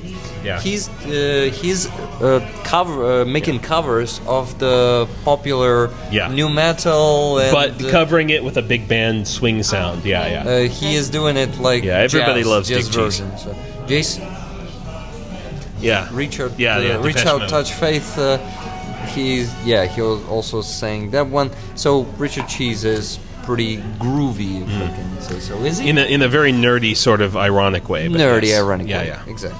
Also, I wanted to say that so our Crimean Tatar, they begin to think that something modern and new. It's a jazz, so when some jazz musician make Crimean Tatar music in the style of jazz, and for me it's absolutely not modern. It's like even more classic than something unusual.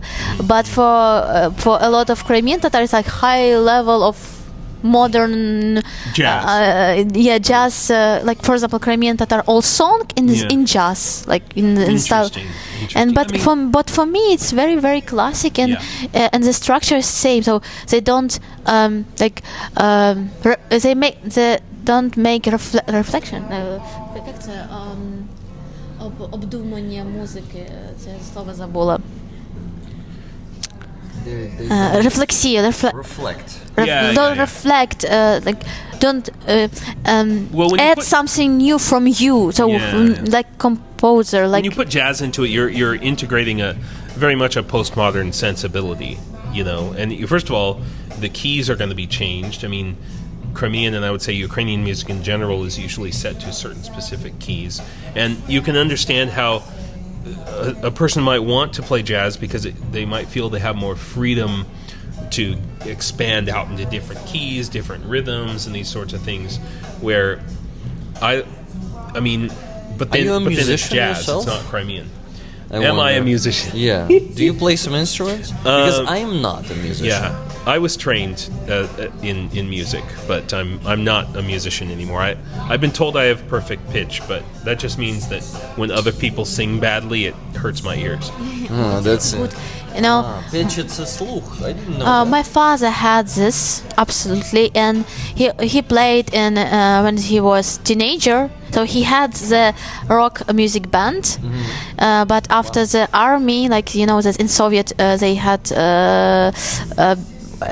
to be 2 years in Soviet army, and when he came back, nobody were in the normal state. One person died, so he left this and began to be also engineer. But he always had the perfect taste of music, and he was for me example. But when I began to create my music, he said, Aziza, it's very don't do it do classic rock, metal, classic rock, really Deep Purple. Deep Purple. Don't do it. When I showed to him Massive Attack or Portishead, he said, no, something I don't like it. And then when he heard my first music album, he said, I don't like your music. I could not find in your Dad. music beauty, and I was crying. It was the end of my world. I was crying. Actually, that's. And then he said, I don't like your music. It's true, but I believe in your voice. And he said, when I played music, my father didn't like my music because I played rock music, and now so I should treat you the same way. Yeah. And now I don't like your music. Think about where he was when he started listening to Deep Purple. Probably his parents and grandparents were like, "What the hell's wrong with you?" Yeah. By the way, guys, first of all, Andres said, when you work on the spreadsheet, Rick, maybe James should read the chat, but he also need to check his PayPal. Yeah, I'm sorry. Check your PayPal. Yes, I am checking. Well, I can't check my PayPal without my VPN right now. But wait, this PayPal? This is from my website. So okay. PayPal comes up on a different spreadsheet for me. So I don't. But but other Nikki, new donations. Nikki, Brett, Laura, all donated. So thank you. Yeah, Thank you, that's guys. rocking. Wait. Thank you for your donations. By the way, I have good news about our donations on PayPal. So first we had $20 from Nikki Hill, tickets to James for the patch. James, you have the tickets for this patch. All right. Then we had $10 from Tyler L. No comment there. Tyler, I'm giving you the tickets, both for the T-shirt and for... Is Tyler still in the chat? Tyler, right there? Then $500 from Aussie Bin Chicken. Michael, thank you so much for this donation. So he got us to 1,000. We went over it actually with his donation. So we're raffling the T-shirt. It's really cool. He said, 10 tickets for me, donate rest, and in the brackets, and give some to James and Aziza if you want. Oh, thank you very much. Would you guys want tickets for the T-shirt? Yeah, I want You would like them, right? I will give my tickets to Aziza. Okay, so I can go back to Donbass and get another T-shirt. So So, my Aziza? tickets can go to Aziza. Oh, So, thank you. Because you need a bathrobe. No, I will. No, I will. Wear I this will. dress? No, I will. If I will win. I will win. Positive thinking. President Aziza. I will use it. I will. Одягну, я забула це слово. Dress it. I will dress it on my concert. Huzzah. On your concert. Yeah. That's a good idea. Awesome. So, guys, you know what? I had an idea. So, Michael took 10 tickets, right? And then I think we should give 10 tickets to Aziza, 10 tickets to James. Since James gives his tickets to Aziza, I'm giving 20 tickets to Aziza. And given the rest of the tickets, that's 20 more to you rollers. All right. Should we do it this way? I'll do it this way. First 10 to Michael, then 10 to rollers, then 10 to Aziza, then again 10 to rollers, and 10 to Aziza again. That's how I'm gonna do It it. sounds great, but this is way too much math for me. Like, I have computers for the math thing. This is like, I'm glad You're that you. an engineer. I know. It's pretty funny. Why do you think I'm a computer engineer, man? Yeah.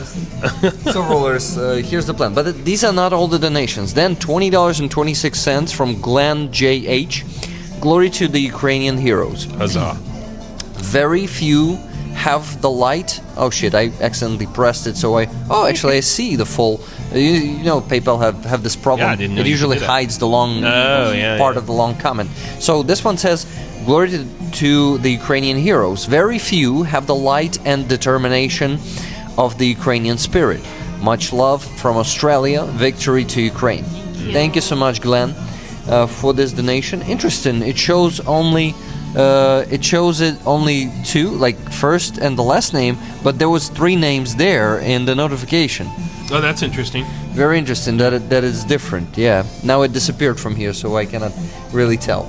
Anyway, $10 donation after that from Wizard of Ooze, a quote man he is. So here's a quote from him. A quote in recognition of James's and Ukraine's innovation. Learning is not compulsory, it's voluntary. Improvement is not compulsory, it's voluntary. True. But to survive, we must learn. Oh, dude, W. Edwards Deming. Dude, that's awesome. He's the father of modern project management. Wow. He's the guy who invented like the PDSA cycle. He's the reason we have Kanban and freaking Kanban? What's that? It's a project management system. Kanban. Yes. Yeah, Kanban. In Japan. In IT companies, they use it. Yeah. It's It one originally of the came. principles. I mean, not Kanban itself, but the concept of project management was brought by W. Edwards Deming to Japan in like the 1950s, and then Kanban came out of that at Toyota. So that was written in 1995 in the book The Way We Knew Him. That's awesome. I didn't even know. That's cool. badass. Yeah. Hell yeah. That's a great quote. Yeah, thank you very much, Wizard I of want to put Ooze. that on a t-shirt. $20 donation from Kathy S. Great to see Aziza and James. Tickets for them, please. Okay, 1 ticket for James, that's for the patch. And 1 for Aziza, that's for the t-shirt. If James win that's gonna go to Aziza, right? I mean, when we raffle the t-shirt. Yeah. I'm glad you're doing it, man. I'm glad you're handling it. You got the getting a bit spreadsheet. complicated. If even I for will me. win, it will Seriously. be I don't know. But guys, you see, I turned into a rig bot from a sleepy rig. That matcha shot really helped me to turn into a rig bot. So I am capable of doing all these calculations without falling amazing. asleep. It's amazing. So it's like I'm proud of you. Yeah. I go work. I shut up and go work. You didn't and work yet. No, I did. I already got to Michael's $500 donation. All the donations before that are already in the spreadsheet. So I was working pretty well there. You're great. But guys, you know what? Keep donating. You today Huzzah. have the unique opportunity to win the 4XL t-shirt. That's right. It's amazing. It has it's the- almost like a flag. The Netsk Oblast Yeah. Stella on it. We actually once had a patch of this kind. So the Netsk Oblast this Stella is an patch. important thing. Okay, he used the word Stella, but this is like the when you enter Donetsk Oblast, there's this big freaking like sign, you know, like in America when you come into a town or something, it says, "Welcome to our town." It has the name of the town or whatever. So this is a picture of what that looks like, the original one, when you come into Donetsk Oblast. So And, you call it just a road sign. You don't call it Stella. We would call it like the town sign, or this would be the state sign.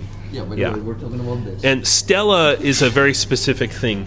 So I was actually talking to her. Oh, so Stella is a very interesting word because Stella is also used for those like ancient statues that you guys have all over, or that used to be all over the steppe, that were left thousands of years ago by like the Scythians and the people the Kurgan people, even before the Scythians, who carved these statues that you can see sometimes still in museums and stuff all over Ukraine.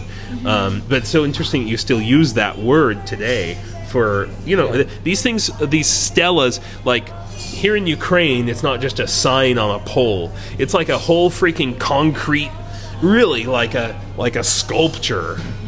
That when you know, it's not a small thing. It's usually like in feet. How would you call it? Dude, this would be like 25 feet wide and 15 feet tall. That stela that you're looking 15? at. 15? Maybe taller? Maybe taller than it's wider. Maybe taller. I think. Yeah, I mean, yeah, it depends So, on the stela. In meters, I think it's like at least 10, 15 meters Oh, long. Jesus, really? That's Yeah, like, it's usually like that's like pretty tall. 45 feet, basically. Yeah, something like this. Yeah, that's for calculus. Right? This 15 метрів Yeah, воно they're big. завищено. They're big for sure. Yeah, so- and every town, every state, every region has their own stela. You know. And that stela actually is something that a lot of rollers know already. There are a lot of flags there.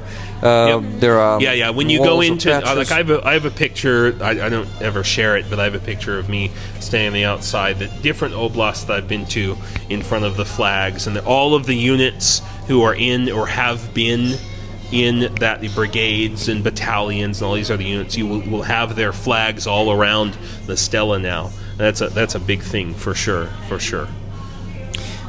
The rigbot just yawned. Is it really a rigbot or just We're getting old, man. A That's all I sleepy can Rick say. pretending to be a rigbot? Sleepy Rick. Yeah, Sleepy team. that's right. Boosh. You know, Yeah, guys, being tired in Ukraine is just like you haven't reached your ultimate form though until you become Pickle Rick. Pickle When you Rick. get to the Pickle Rick level, then you'll know. Like, Is it like the Rick in formaldehyde? yeah, that's Pickled Rick. It's very similar. what I'm Very talking similar. Yeah. So it's like Pickle Rick. I'm not sure I want to become a pickle Rick. Like people won't be able to talk to me then. I will just, You know. But who knows? Maybe it's in like Futurama. It's gonna be a talking head in a jar. Yeah, head yeah. in a jar. Yeah, Remember that one? Yeah, it's actually a Rick and Morty reference. So I know. Yeah, I know. I just did not. I watched only the first episode of Oh. Rick and Morty. Oh, okay. And for some reason, I decided not to watch it again. You probably weren't high enough. That's part of the problem. That's the problem. I don't smoke weed. Yeah, This is yeah, why yeah, I yeah. could not watch Rick and Morty. But of course, not only people who smoke weed watch Rick and Morty. That's right. That's Did right. you, We're not Aziza, saying that watch any Rick of and you Morty? viewers smoke weed Watched. or watch Watched. Rick and Morty. All the seasons? No. It's Did up you to enjoy season it? 8 now. I haven't seen it yet. Was it funny for you? I think it's a very honest, honest story, like Mm. about this world. But That's cool. not like it's my favorite stuff that I want to. I use it. You know, because I used to teach English here in Ukraine, and I use it as a gauge for my students because you know a lot of the humor is so like you really have to have a good grasp of the English language, and also a lot of the cultural references to understand it. And so I always tell my students, like, if you can find Rick and Morty funny, like that's pretty. Humor is the highest level of any language. It's I would not, argue. Yeah. Can be, yeah, potentially, That's cool. yeah. I need to watch it someday if I live to that moment.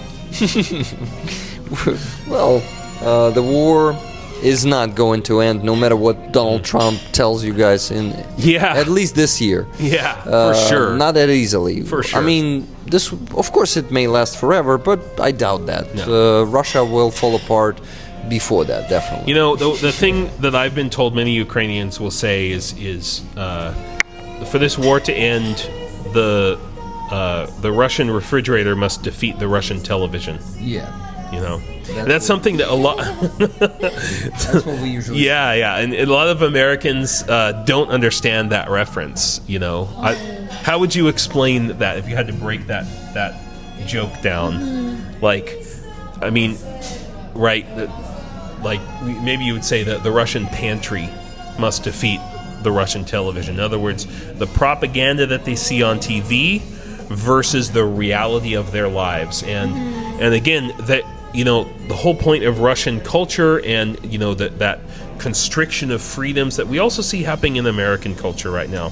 I just wanted to say that maybe because it's very, very near with American culture. Yeah. Oh, wait. Yeah. Yeah.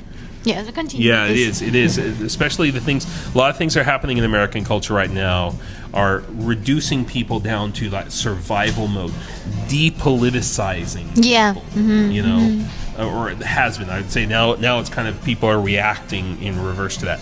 But that depoliticization is what has allowed this authoritarianism to emerge. And regardless of your political left, right, center political viewpoint, you have to know that authoritarianism in America has been growing for the last 20 years.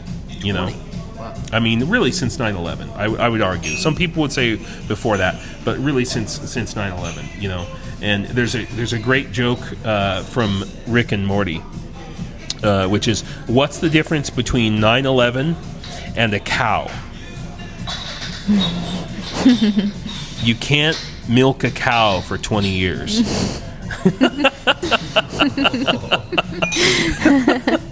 Well, but a lot of Americans really say that they felt a great unity, or probably something similar to the unity we felt in Ukraine in 2022 when 9/11 happened. Yeah. So, do you think that a sense of unity was used to Absolutely. To kind of how did you call the society that process of fascization? Fascize the United States? The rally round the flag effect. I mean, I'm not saying that 9/11 was an inside job. I don't think I'm not that kind of a conspiracy theorist, but I think that it might have been allowed to happen for that purpose, because Bush was going down in the polls, and he was like, well, what terrorist threats do we have that we could allow? In the same way that Putin, following the same pattern, where Putin had this whole Chechenian thing where they blew up a hotel, and it ended up it was actually the FSB that did it. Right? But Russians it's a bit different. Always want to use it like, by the way, we are so bad, but Americans and Europeans are also so bad. They did the same, so we can do it. My grandfather used to say, if 10 of your friends walked off a cliff, does that mean you should too? Right? Just because America is doing something wrong, does that make it right for your country to do it? Absolutely not. There are that sort of moral relativism just doesn't hold water. And what I want to say about music, for example, a long period Ukrainian for rock music was united with Russian rock music.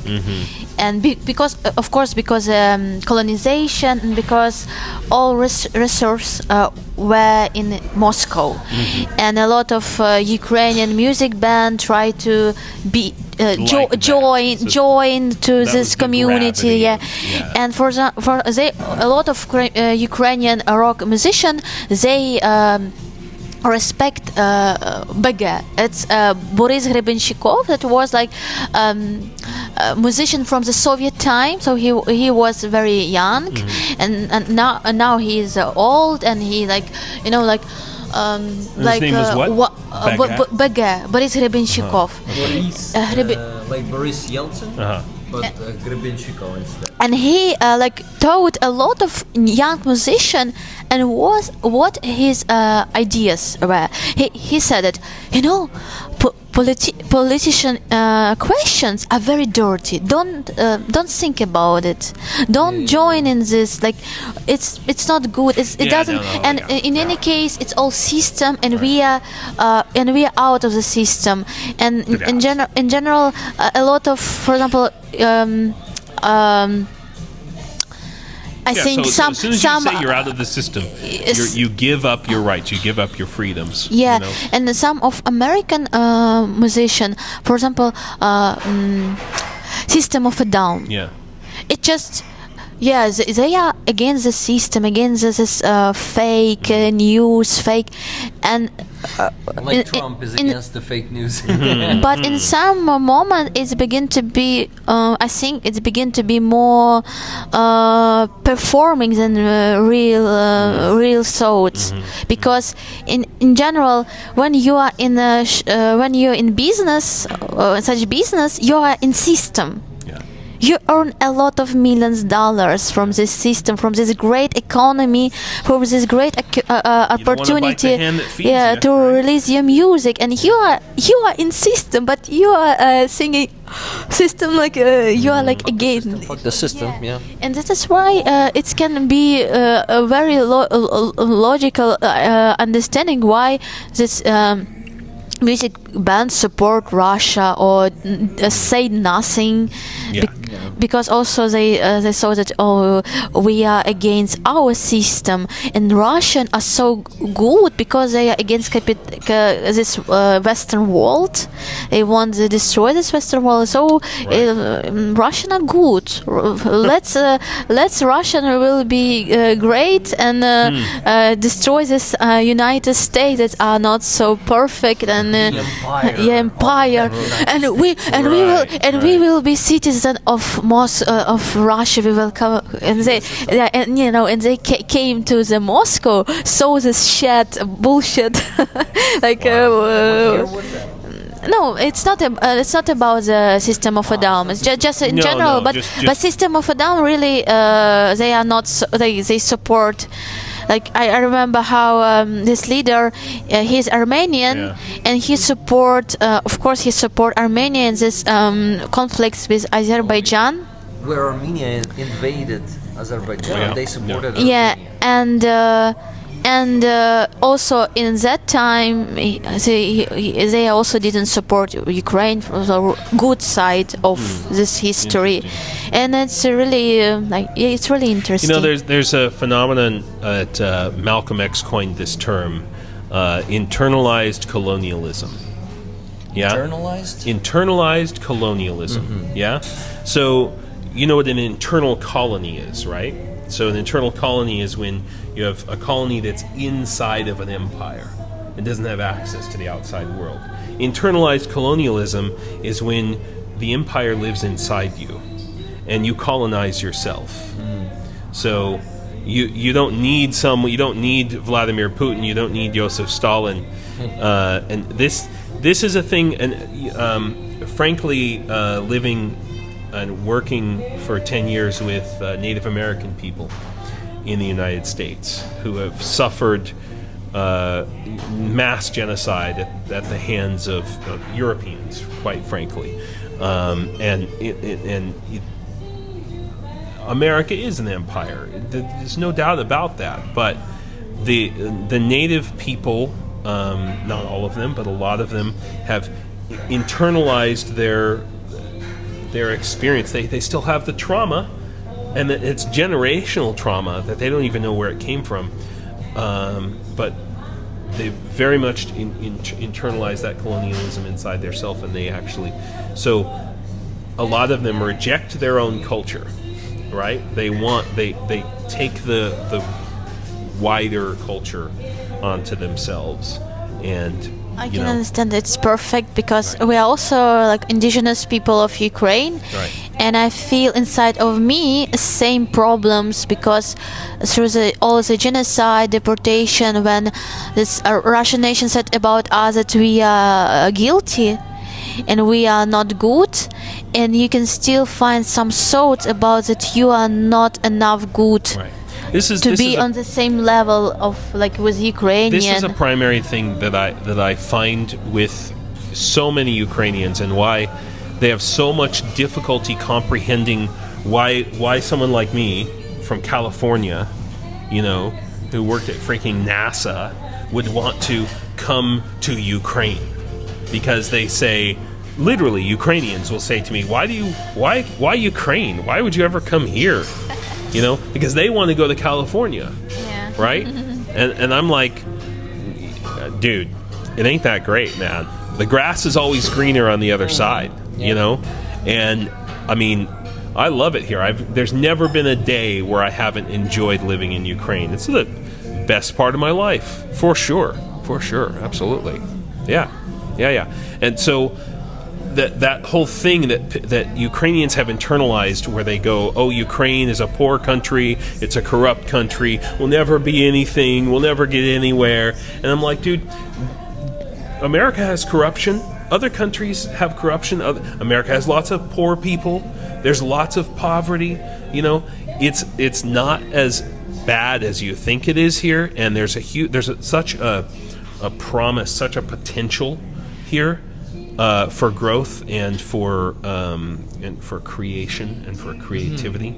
You know, I think a lot of Americans actually mixed in their mind for a long time, for 30 years, Ukraine and Russia, and Sure. they thought just as Russia was degrading since Soviet Union, they make some facade in Moscow and St. Petersburg, kind of developing, but the rest of Russia was degrading. Yeah. And they were, of course, weaponizing their empire, and they were also using propaganda to grow the new generations to be savage and bloodthirsty, and actually longing to be soldiers, longing to be, you know, the death cult. Yes, really, the death cult. So a lot of Americans think that the same was happening in Ukraine, and that Ukraine is a third world country like Russia. That so they did not actually know that at the same time when Russia was degrading, we were growing, we were developing for the last 30 years. We were totally different paths. Yeah, very much. I mean, yeah, there's always definitely been that colonial influence and internalized colonial influence as well. But there's such a strong rejection. I feel like every Ukrainian carries, you know, we have the metaphor that's been very popular of like two wolves, and which wolf do you feed?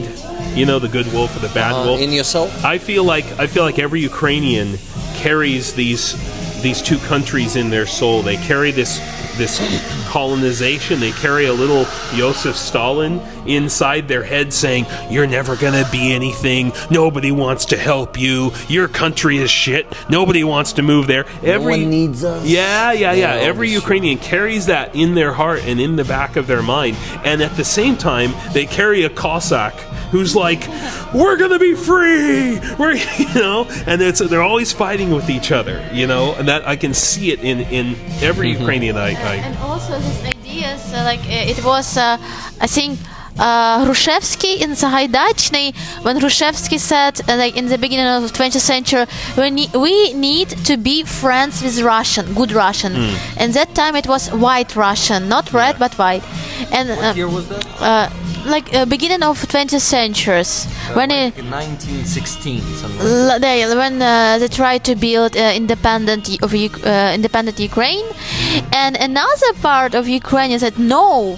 Slava Ukraini, we can't be friends with Russia. We need to fight, not to join, to be part of. And it's also like a big mistake to like. We have to be. It was really a big mistake because even good Russian are against Ukrainian independence because they need Ukraine and they need Ukrainian resource of people and everything. Sure. I actually have an offer to you from Goober. That's my friend Stefan. Do you know Stefan Bear? Maybe Stefan who? He looks like this. You won't recognize him in real life. Yeah, he looks just like totally. I recognize that for sure. So Stefan is also a volunteer in Ukrainian army from California, partially from Germany, and he serves in the 411th Regiment Hawks. Oh, okay. The unmanned systems. Yeah, I was going to say. It regiment. sounds like. Yeah, so he says, "Oh, I see another Californian you have on the stream. We gotta have a duo California stream sometime. Hell yeah, Would be cool." sounds great. By the way, the donation another that I got, $10 from Brett, and Brett said, "For tickets for Aziza T-shirt, do you want to give your ticket to Aziza? Did I get you right? Because when you say Aziza T-shirt, it sounds like it's Aziza's T-shirt, but it was the T-shirt that James got a T-shirt and gifted to me. Yeah, I thought it was just one of the T-shirts Aziza happens to have, like under this one. No, or we were something. talking about the T-shirt when Brett sent the donation. Okay. Gotcha. Let's show the T-shirt once again to tell people that they have only 40 minutes left to make a donation to participate in the raffle for this T-shirt. This time. Yeah. There we go. Because to be honest, my back hurts a bit. There we go. Awesome. Donetsk Oblast, guys. So this is Donetsk Oblast Stella. There are actually, I think, 2 or 3 of them. How many of them were there? I think one of them is already gone. Yeah, one of them's gone. On the Russians. Yep. They occupied one of them. Yeah, but this one's on the road to Izium. This one is on the road to Izum. Yeah, I think so. So from Kramatorsk to Izum, right? Yeah, something like that. I can look at it on the map. Give me a second. Where the border is. I've crossed it many times, though. Yeah, look at this. So here is the road from Slavyansk. Yeah. From Slavyansk to Izum. And yeah, so it should be somewhere in here. You see the border. Yep. So it's right there. Right between Slavyansk and Izum. So really important thing about that road is it's covered in nets now, and it's under pretty frequent drone attack. So when you're going in and out of Donbass, don't use that road, guys. Volunteers here. The road from Izium to Slovyansk, don't use it. Okay? Just don't. It has the drone nets on it right now, but well, a lot of the roads out there do, but that one in particular, because of the occasional nearness of the gray zone coming from the east. Wait, from, we the direction. we looked on the wrong map. We gotta check. We gotta check the deep It might state. have been. Yeah, it might have been beaten back now, but and I'd like that to be the case. But also, it's a simple fact that with fiber optics, with repeater drones, and these sort of things, Not so close yet. Like so it's there's like 20 kilometers more. Yeah, so but Let me change the terrain. I mean, not the terrain. How do you say it? Like the look of the map. coming from right there, it's. Come on, change to the standard. Let me just put it this way. Here's the road. Yeah. Let's measure it. So, have you seen the videos of Russian fiber optic drones flying around Kramatorsk? Yep. Yeah. So it's definitely within the range. Yeah. So 1371 kilometer, guys. Do you hear the song? That's our song. there you go. You guys just got rickrolled. You got rickrolled. Doom. So guys, the gray zone is only 13, almost 14 kilometers away from that road. You guys, 13 kilometers. That's like less than 10 miles. Okay. This is these cities in Donbass, they're referred to as like the fortress cities. By the gray zone or the zero line is it's very concatenated and very complex, but in some areas it is less than 10 miles from these cities, and it's a very, very dangerous place to be, even if you're just a civilian. So something to keep in mind. Those of us who are out there on the front lines, we're in danger every day. To be honest with you, every day it's Russian drones zooming past, falling all around me. You know, I actually sleep better when there's like cabs and shaheds and stuff and millennias falling around me.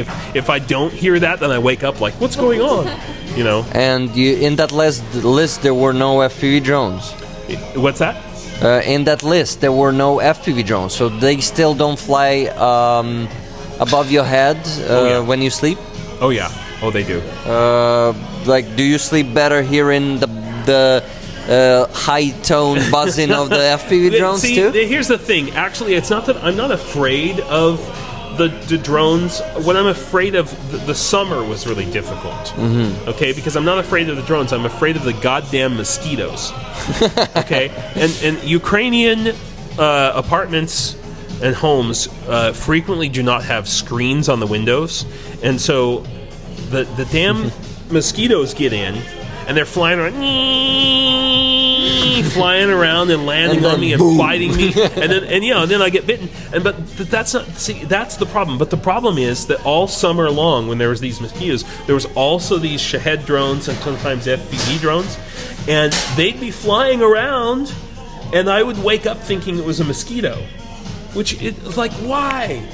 Why? I was so angry that, this freaking drone woke me up because I thought, I was like, God damn. And I'd get up and I'd like try to story, oh my God. I have to remember this story about mosquitoes are more terrible than I'm not worried about the drones, it's the mosquitoes. Ooh, guys, by the way, we got a few super chats. For example, Mr. Reptyree donated $20 and said Slava Ukraini, Heroyam Slava. Thank you very much, Reptyree, for that super chat. Then there was a $10 super chat from someone. I hope it's not hidden yet. It is hidden already. But Moondog, the $2 super chat said, for the informative content, consistency. Okay, that's what that one is hidden, and I can see it here. I can see it on my laptop. By the way, guys, you know what I'm slacking at of asking you for the pluses to give you the free tickets for those 20 that Michael donated. Aussie Bin Chicken in his $500. So give pluses. I need 20 of them. And I will thank all of you for the gifted. So who did we have? We had Reptyree with how many times? Okay, if I do it this way, you can see Aziza. If I do it this way, you cannot see Aziza. So I will be okay. I may even do it this way. It's like I just put the camera the way people don't see me. They've seen me enough this week. I had 2 streams already. That's the third one. Oh my God, they can almost smell you by now. They can just look at you. Why do they need to see me? But when I speak, it's better for them to see me, right? There we go. I don't know. Do I speak? Okay, I don't speak too much. That's good. So guys, Brett, did you let me know in the chat if you would like to give your ticket to Aziza? Did I get you correctly? That's the first thing. Second thing is that I remind you guys that in addition to the t-shirt that we're raffling today, by the way, we had no more new donations after we showed it once again. It's strange, guys. Maybe some of you still wants to donate, but just did not see the t-shirt. Maybe we show it once again. What do you think? So guys, that's the t-shirt that Aziza would like to win, and some of the rollers. What does it say what does this say here? The Ukrainian phrase? Тут сходить сонце України. There is where the sun, or here is where the sun of Ukraine rises. Right. And that's why the flag, if you want to flip around the other side here, so the flag of Donetsk, which is on the other side. Donetsk Oblast. The flag of Donetsk is a bit different. Donetsk Oblast, yes. Yeah. It's also this sun because it's rising in the east. Oh yeah. So this sun is a great design, actually. The designers of our flag, they had a good taste, I must tell you. Yep. So we what? I need to work on a spreadsheet because people has given some pluses to the chat already. But not enough, guys. What the hell? Guys, today is a day of Trezub. of our coat of arms. Oh yeah. And Trident. there's Trezub means trident. Yes. Yeah.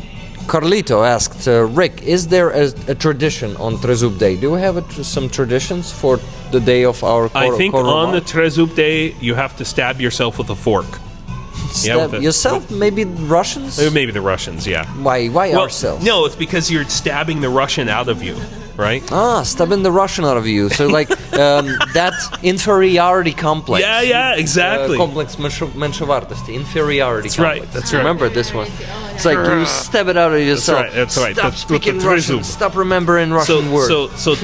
Remember, Trezub. Where's the fork? We need to ask. Trezub is the fork. tree is a try, like 3, and zub, does that mean teeth? Like zube, right? Yeah. Yeah, Zube. 3 teeth. Just like the word trident means 3 teeth. So, yeah, trezub. So zuba means teeth. I'm learning. Okay, that's good. Good to hear that. Yeah.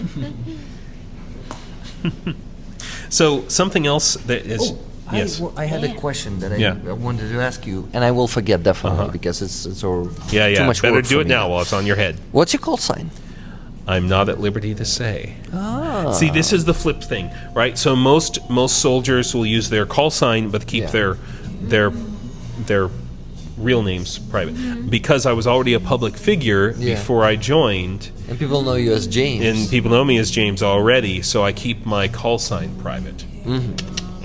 See, we will know it after You'll the know. stream. there's a few who know, but it's rare.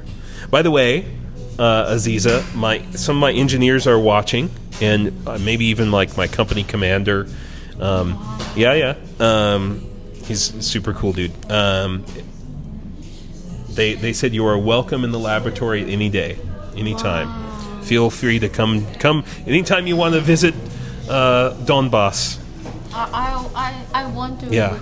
Yeah, you're welcome. You're welcome. You'd love it. It's good times.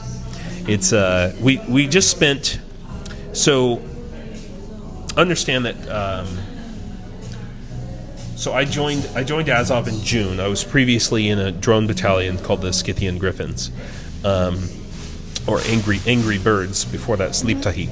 But yeah, so I joined Azov in June and joined the drone engineering team after basic training, and helped set up the Mavic, or the reconnaissance drone laboratory, and then basically was given my own section of the lab to make my own and recruit my own guys and really put together an international team. And then, but everything's been paid for by donation. So we have 15 3D printers now.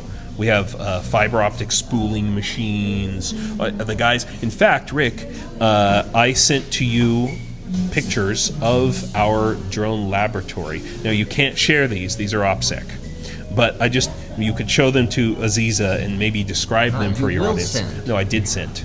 When was it? About 30 minutes ago. Why I don't have the notification? Maybe you put me on mute because I talk too much. You actually talk not enough on Telegram. Like we were messaging with you.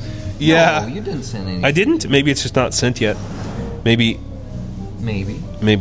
Telegram is being dumb. By the way, one more donation from Mr. Quote Man.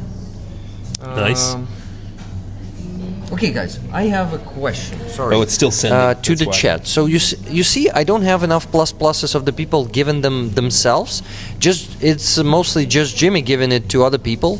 So with a T-shirt, I want it primarily to be people giving plus themselves. Sorry, but I want to do this because it also depends on the size. This is 4XL. Maybe some people want to wear it no matter the size. But do you think it's going to be fair to just not give it? Okay, to maybe give it to some people. Sorry, I'm not trying to be an asshole or something. Just want to say that it's going to be easier for me if the people who will get the tickets, the free tickets, are going to be on the stream and will tell me if they would like to take it or not. No one reacted. Yeah, noticed that, and I want to see more plus pluses like given to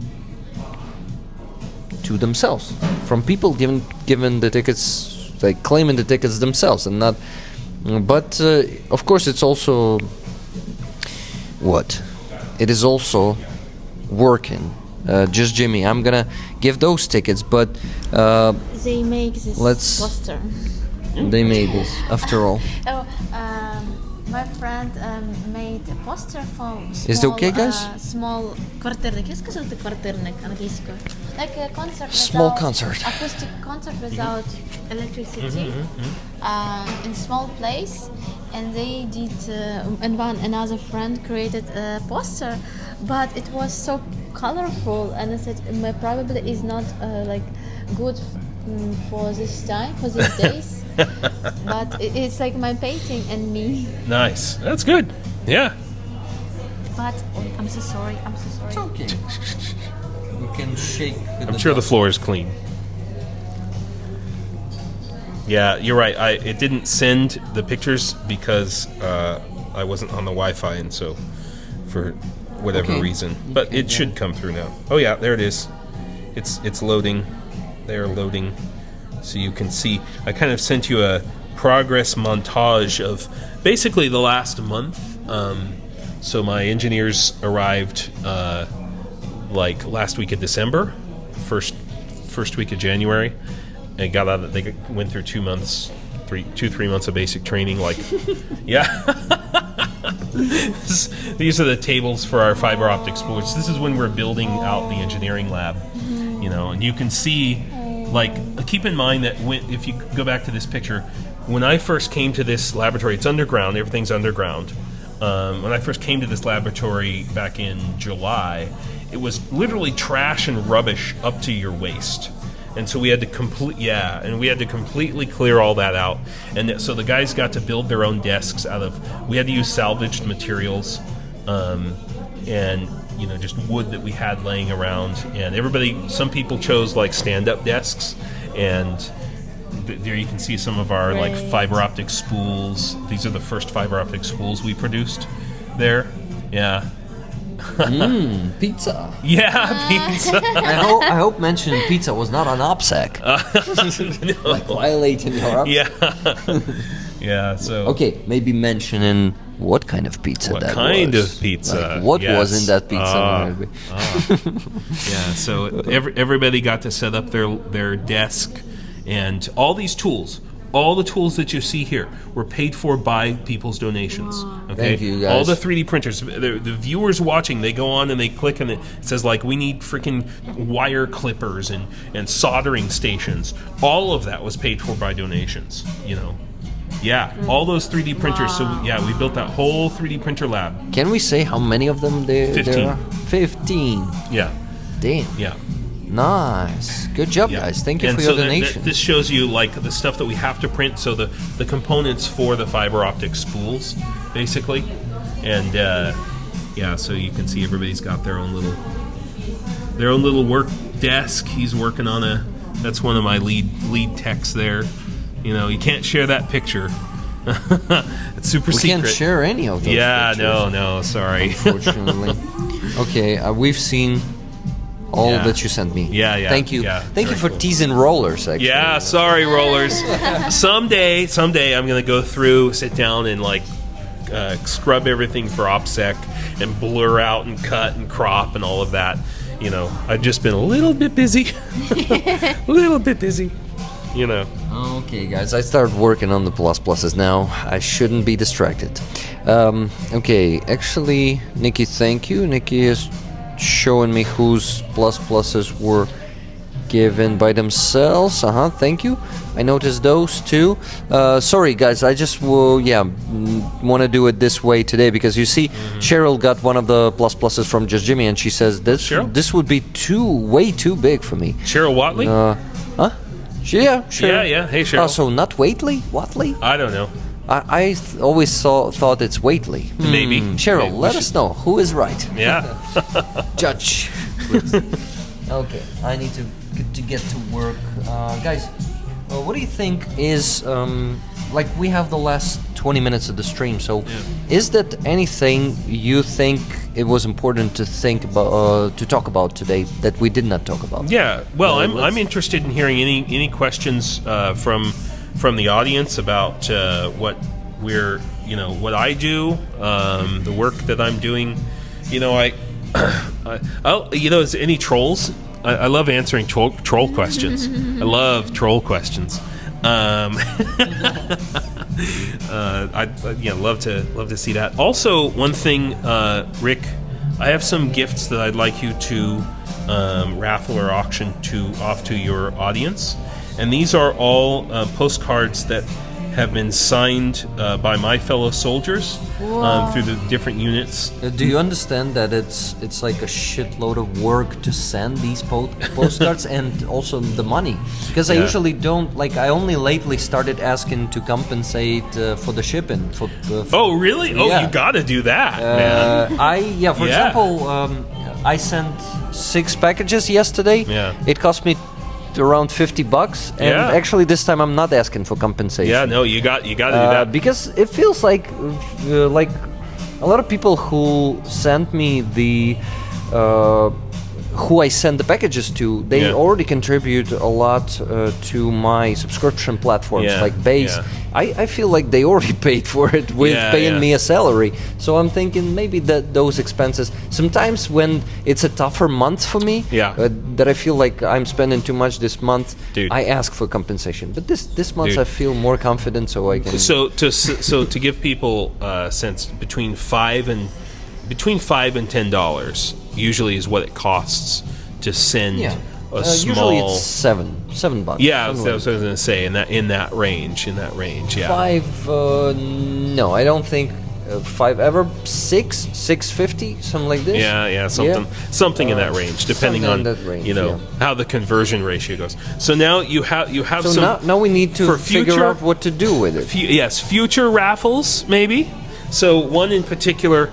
I'd like to show you. So this is signed by one of my engineers, one of my new technicians. He's actually in training, and his call sign is Lucky, and he's Norwegian. There we go. Yeah. Thank you for your support. Glory to Ukraine. Yeah. So thank you so much. Okay, guys, I need to work on this. So I have an idea. Yes. What if I won't be raffling them, but I will be using those for the winners of the raffles. So Sounds I will great. I will add that postcards to every. I usually write one myself. Yeah. Write down on one of them myself, but I think it's perfect. For the next, how many of them are there? Like 15 to 20? Yeah. So for next 15 or 20 packages, will be with these postcards. A handwritten postcard from a Ukrainian soldier. Really? Yeah. This is gonna be a bonus to your packages. It's a great bonus from the unit of James. Exactly. Yeah, thank you so much. Thank you. Exactly. To give you something to read too. So I don't know if you probably saw that campaign. Did you see it? No. What? I missed this. What is this? Now you have $1 million. Well, Bandera dollars or Bandolars. Nice. The Rick Rollers community. Nice. I also wanted to give you one, Aziza. Oh my God. You also have one now. What does it mean, James? We as a community crossed the mark of $1 million raised for Ukrainian army last year in August. No shit. And we decided to commemorate it with a patch. Hell yeah. So now you have one.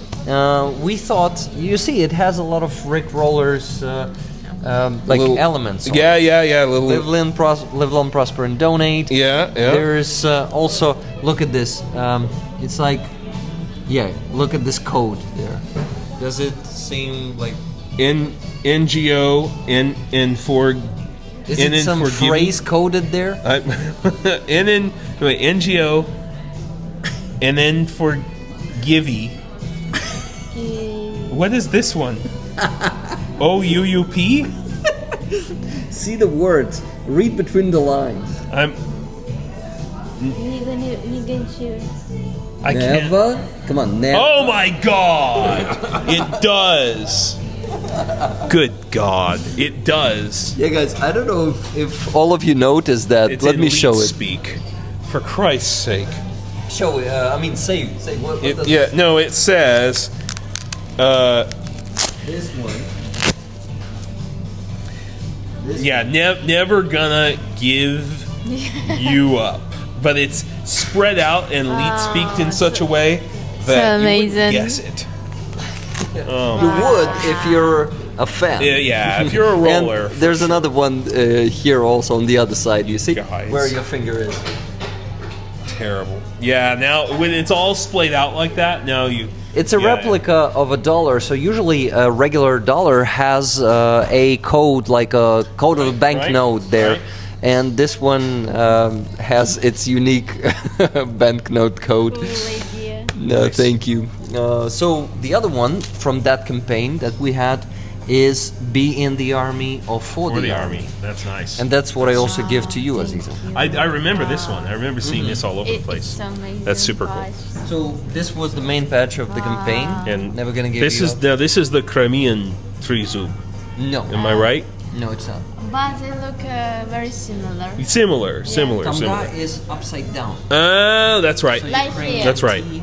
Yeah. Well, that's because I was reading it upside down. You know. Yeah. Yeah, that actually makes more sense this way. You know, because it's like pointed down to the water, like you're fishing. Trizub. All right. The thing with the Crimean Tamga Uh-huh. is it's not pointy. Yeah. It's like how? Outward, like this. I actually did it the wrong way. I did it this way, but Yeah. I needed to do it this way. Yeah. It hurt a bit. It's like it's looking like a Ukrainian bird that's flying up, and Crimean bird flying like down. Like, Right, and right. I like to draw it together, like together, like very great Yeah. in balance. Yeah. It's That's cool. Yeah. absolutely perfect. I'm happy you like it. Yeah, my old shield used to be that, actually. So, Okay, guys, I finally started working on the spreadsheet, so you gotta talk. yeah, to it's awesome. rollers probably. Maybe check this out. Awesome. So, I'm curious to those viewers here, and maybe to you, Aziza, if you've seen a recent lecture seminar given by Timothy Snyder.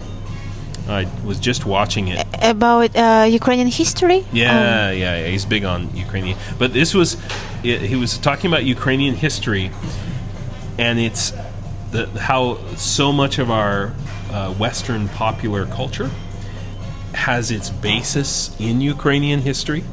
So you guys are going to hate me for this.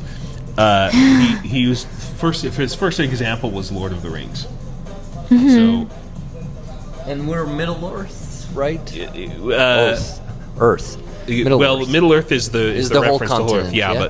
but the metaphor that's often used, with orcs and Mordor, which makes Ukraine as Gondor, right? But also, what you don't know is that the legends that the ancient actually Norse legends written down in Iceland that Tolkien used as the inspiration for Lord of the Rings, and especially for like Rohan, the Rohirrim, and all that, were originally stories about Ukraine and written in Ukraine, and specifically about like the Goths, for example. So kind of an interesting thing. Yeah, it's true that Ukrainian came from Scandinavian lands, and we have a lot like this part of history that before the Christian time, it was exactly very connected with Scandinavian culture, and I can see it in the eyes of Ukrainian people. And for me, it's like real. Like I'm not Nazis, but for me, it's like real face of Ukrainian, like something from this day and eye. Oh, that's like, interesting. It's like there is Azov soldier, I think, Rasti. Rasti. And Rasti. He came from captivity, and he began to post a lot of swords, a lot of his swords after the captivity, in very great way. Even I could say that it's same great style of literature, like with Ivan Bagriani. Ivan Bagriani is our very great writer that was in the Soviet time, and he also was in Russian camps, and he wrote a really great book, Sadhet Simansky, an absolutely genius book, genius because it really described all the shit in Russian camps, like in Soviet camps, and it was absolutely perfect language. So it's like, it's very weird feelings when you are feel задоволення, забула як це буде.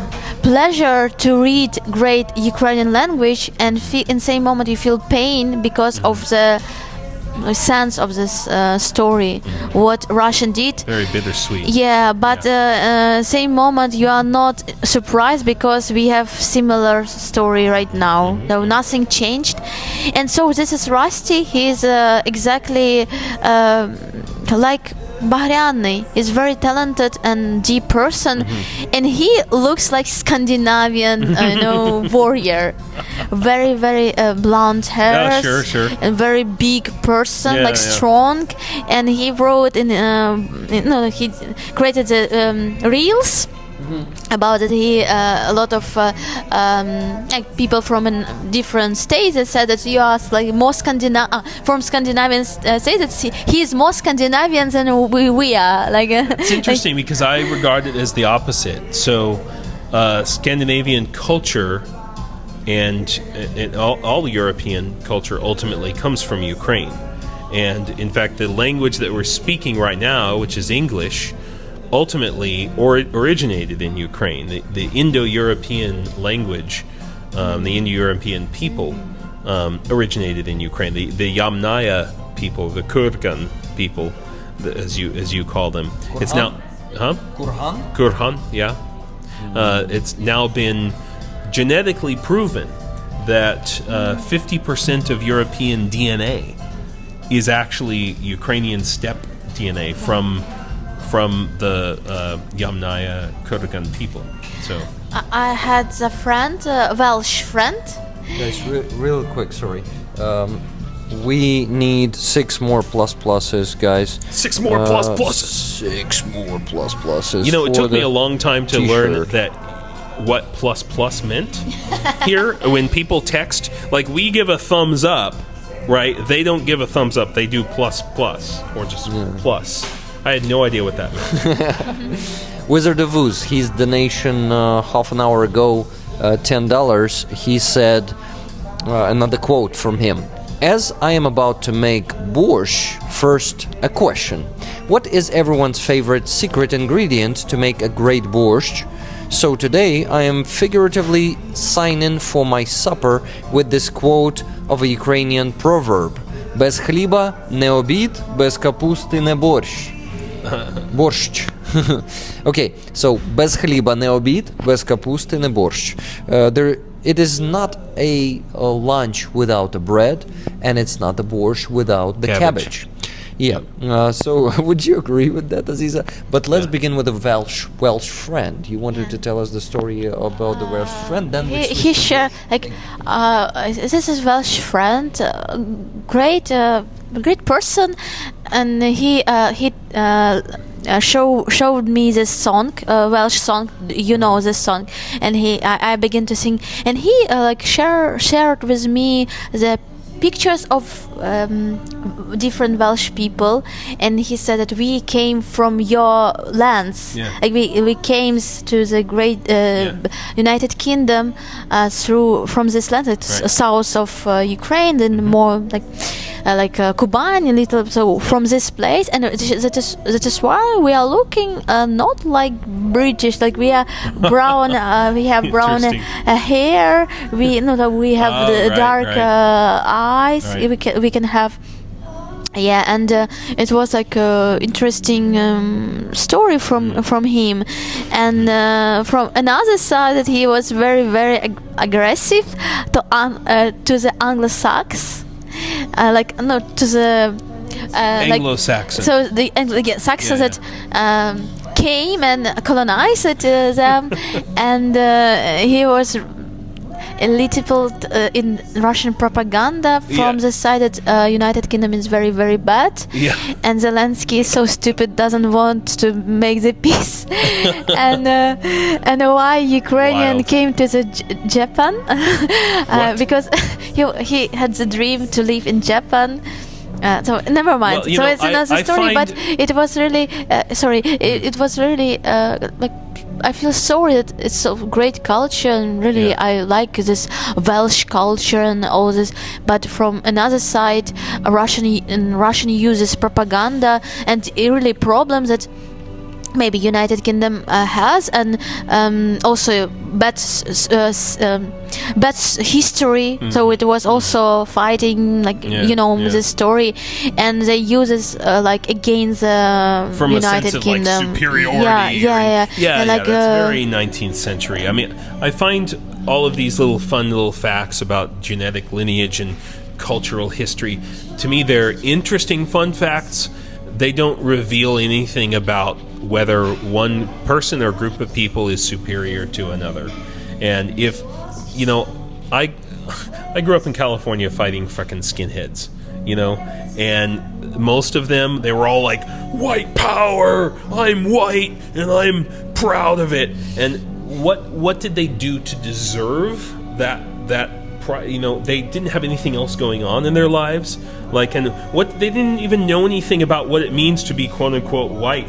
How here in Europe, if you come here and you say I'm white, people look at you like, are you an idiot? What's wrong with you? It's stupid. They had no idea that there's this multitudinous levels of culture here, and all sorts of genetic lineages and everything else. It's a whole big melting pot, really. And that's another thing, is a lot of people don't realize Ukraine has been a cultural and genetic melting pot for thousands of years.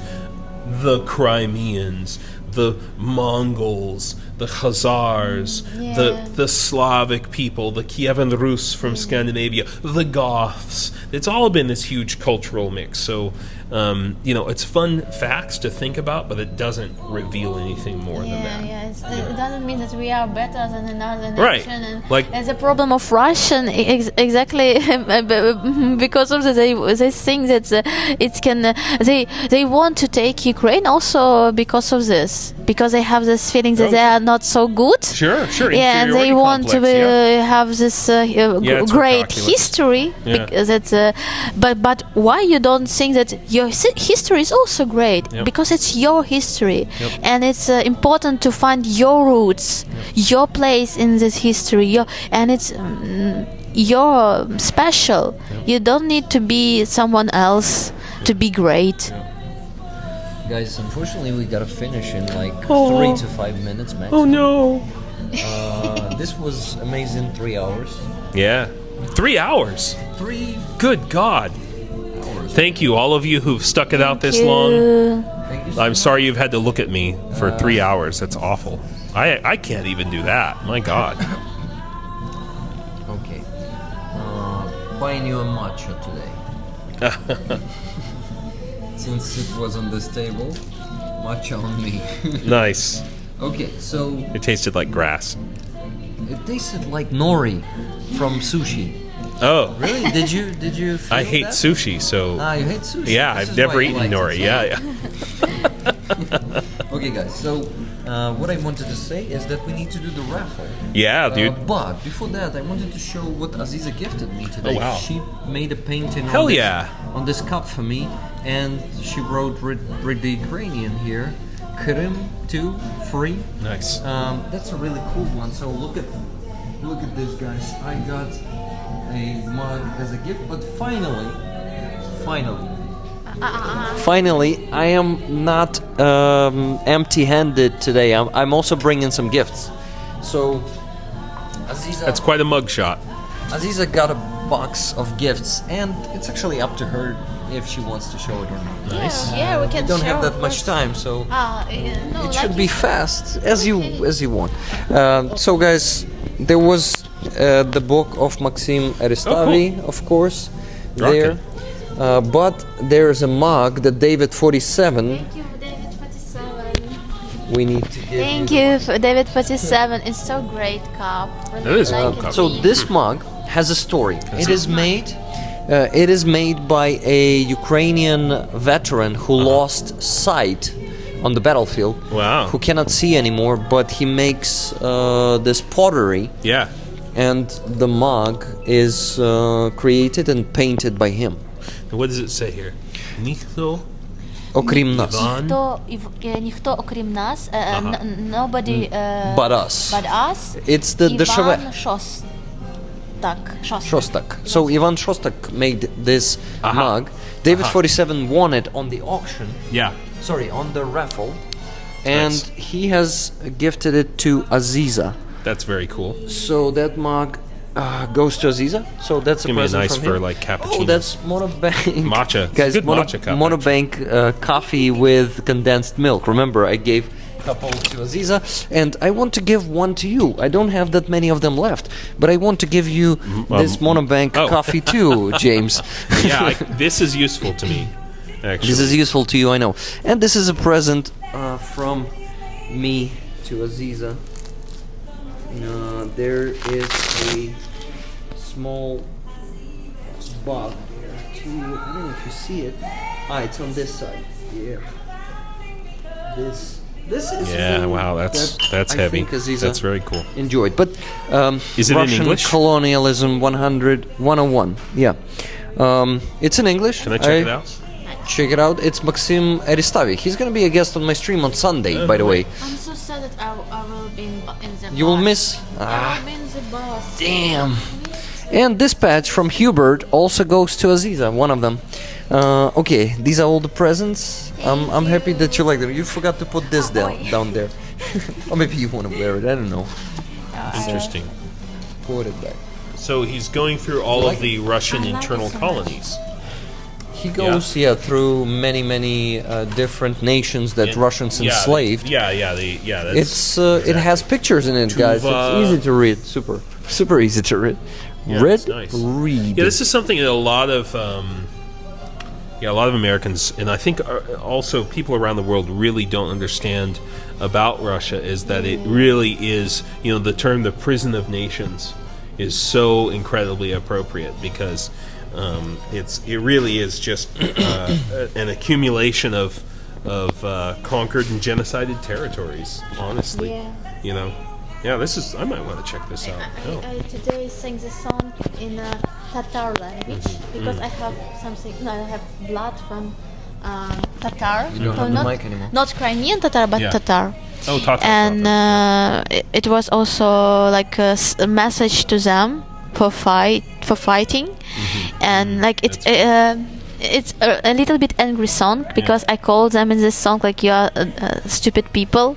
And you betrayed yourself and sold your mother for nothing. Yeah, again, internalized colonialism, just like I said, to the point where they identify themselves with the Russian Empire. And it's really sad. It's really sad, Do you know?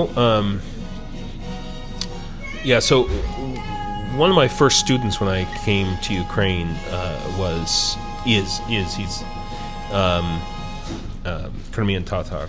And and he's practicing Muslim, actually, and he's my first best friend in Ukraine, honestly. And I miss him terribly. He left and moved to America before the war because I was teaching him English. But his sister is Crimean Tatar, but she ended up under the occupation. So he escaped. He was jailed. He was tortured in jail and escaped. He worked for a time at what's the Crimean TV station, ATR? The old one. They've been banned. They were banned in Crimea. ATR. Yeah. So I hung out at that station all the time because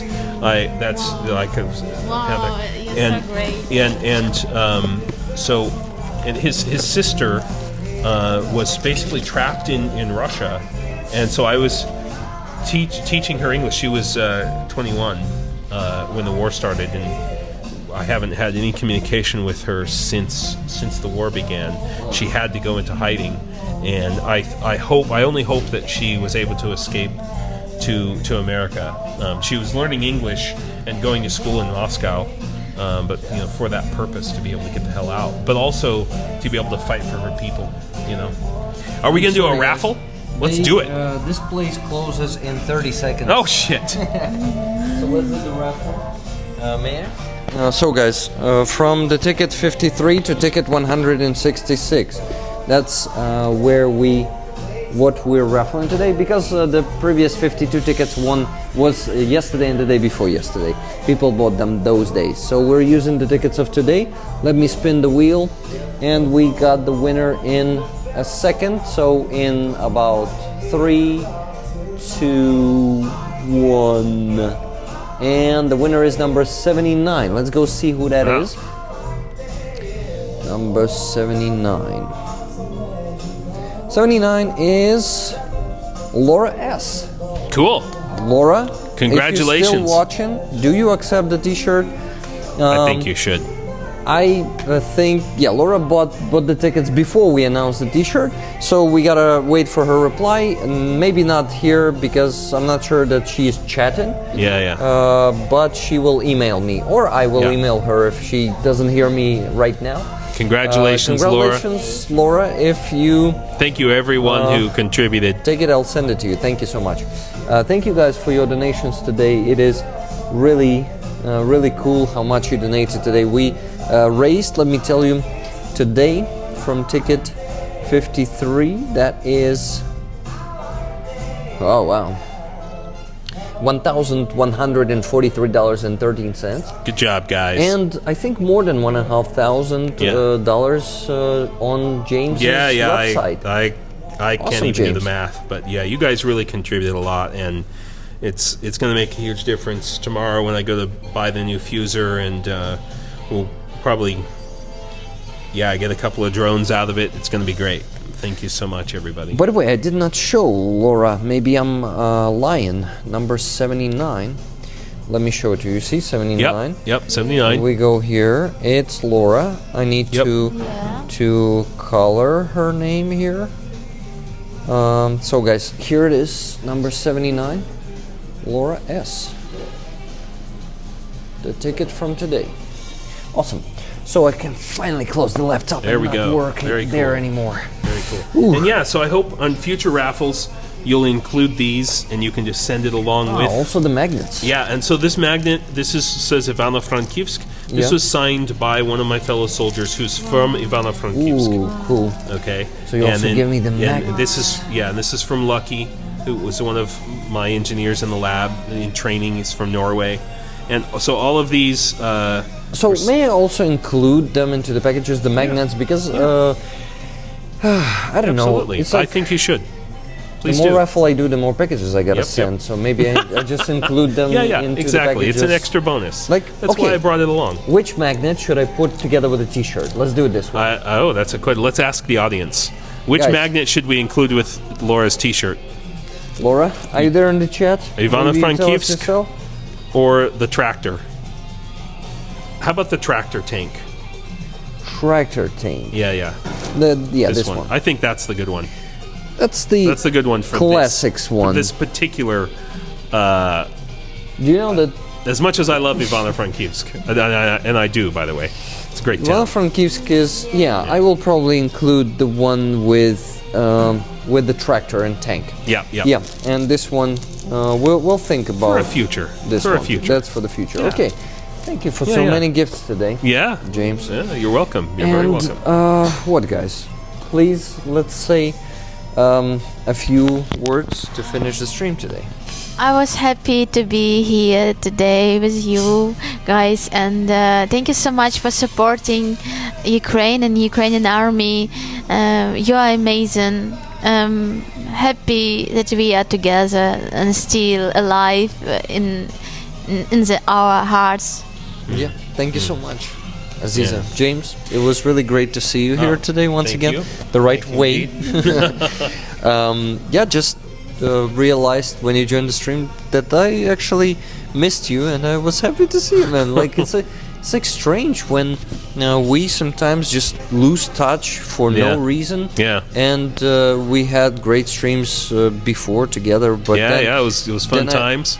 I got engaged with different people in different streams, and then I'm like, damn it, I missed James. It's just funny because the last time you saw me, like I said at the beginning, it was the day that I signed my contract with Azov, and I wasn't allowed to say anything yet. Mm-hmm. And then what's really funny is the very next stream you did was with Gook. Mm-hmm. who's one of our lead trainers in Azov and trained me, by the way. Okay, cool. And he's a super cool dude, super fun guy. Yeah. You know, he tried actually to get to another coffee shop stream in the last month. It's but, tough because we're busy. Yeah, man. We're he was so always busy. running back and forth. This was just like catch as catch can, man. I just messaged you. I was like, "Hey, I'm in town for literally one day." Yeah. So and you just see, luck. by the way, did you listen to my voice message that I wrote to you today?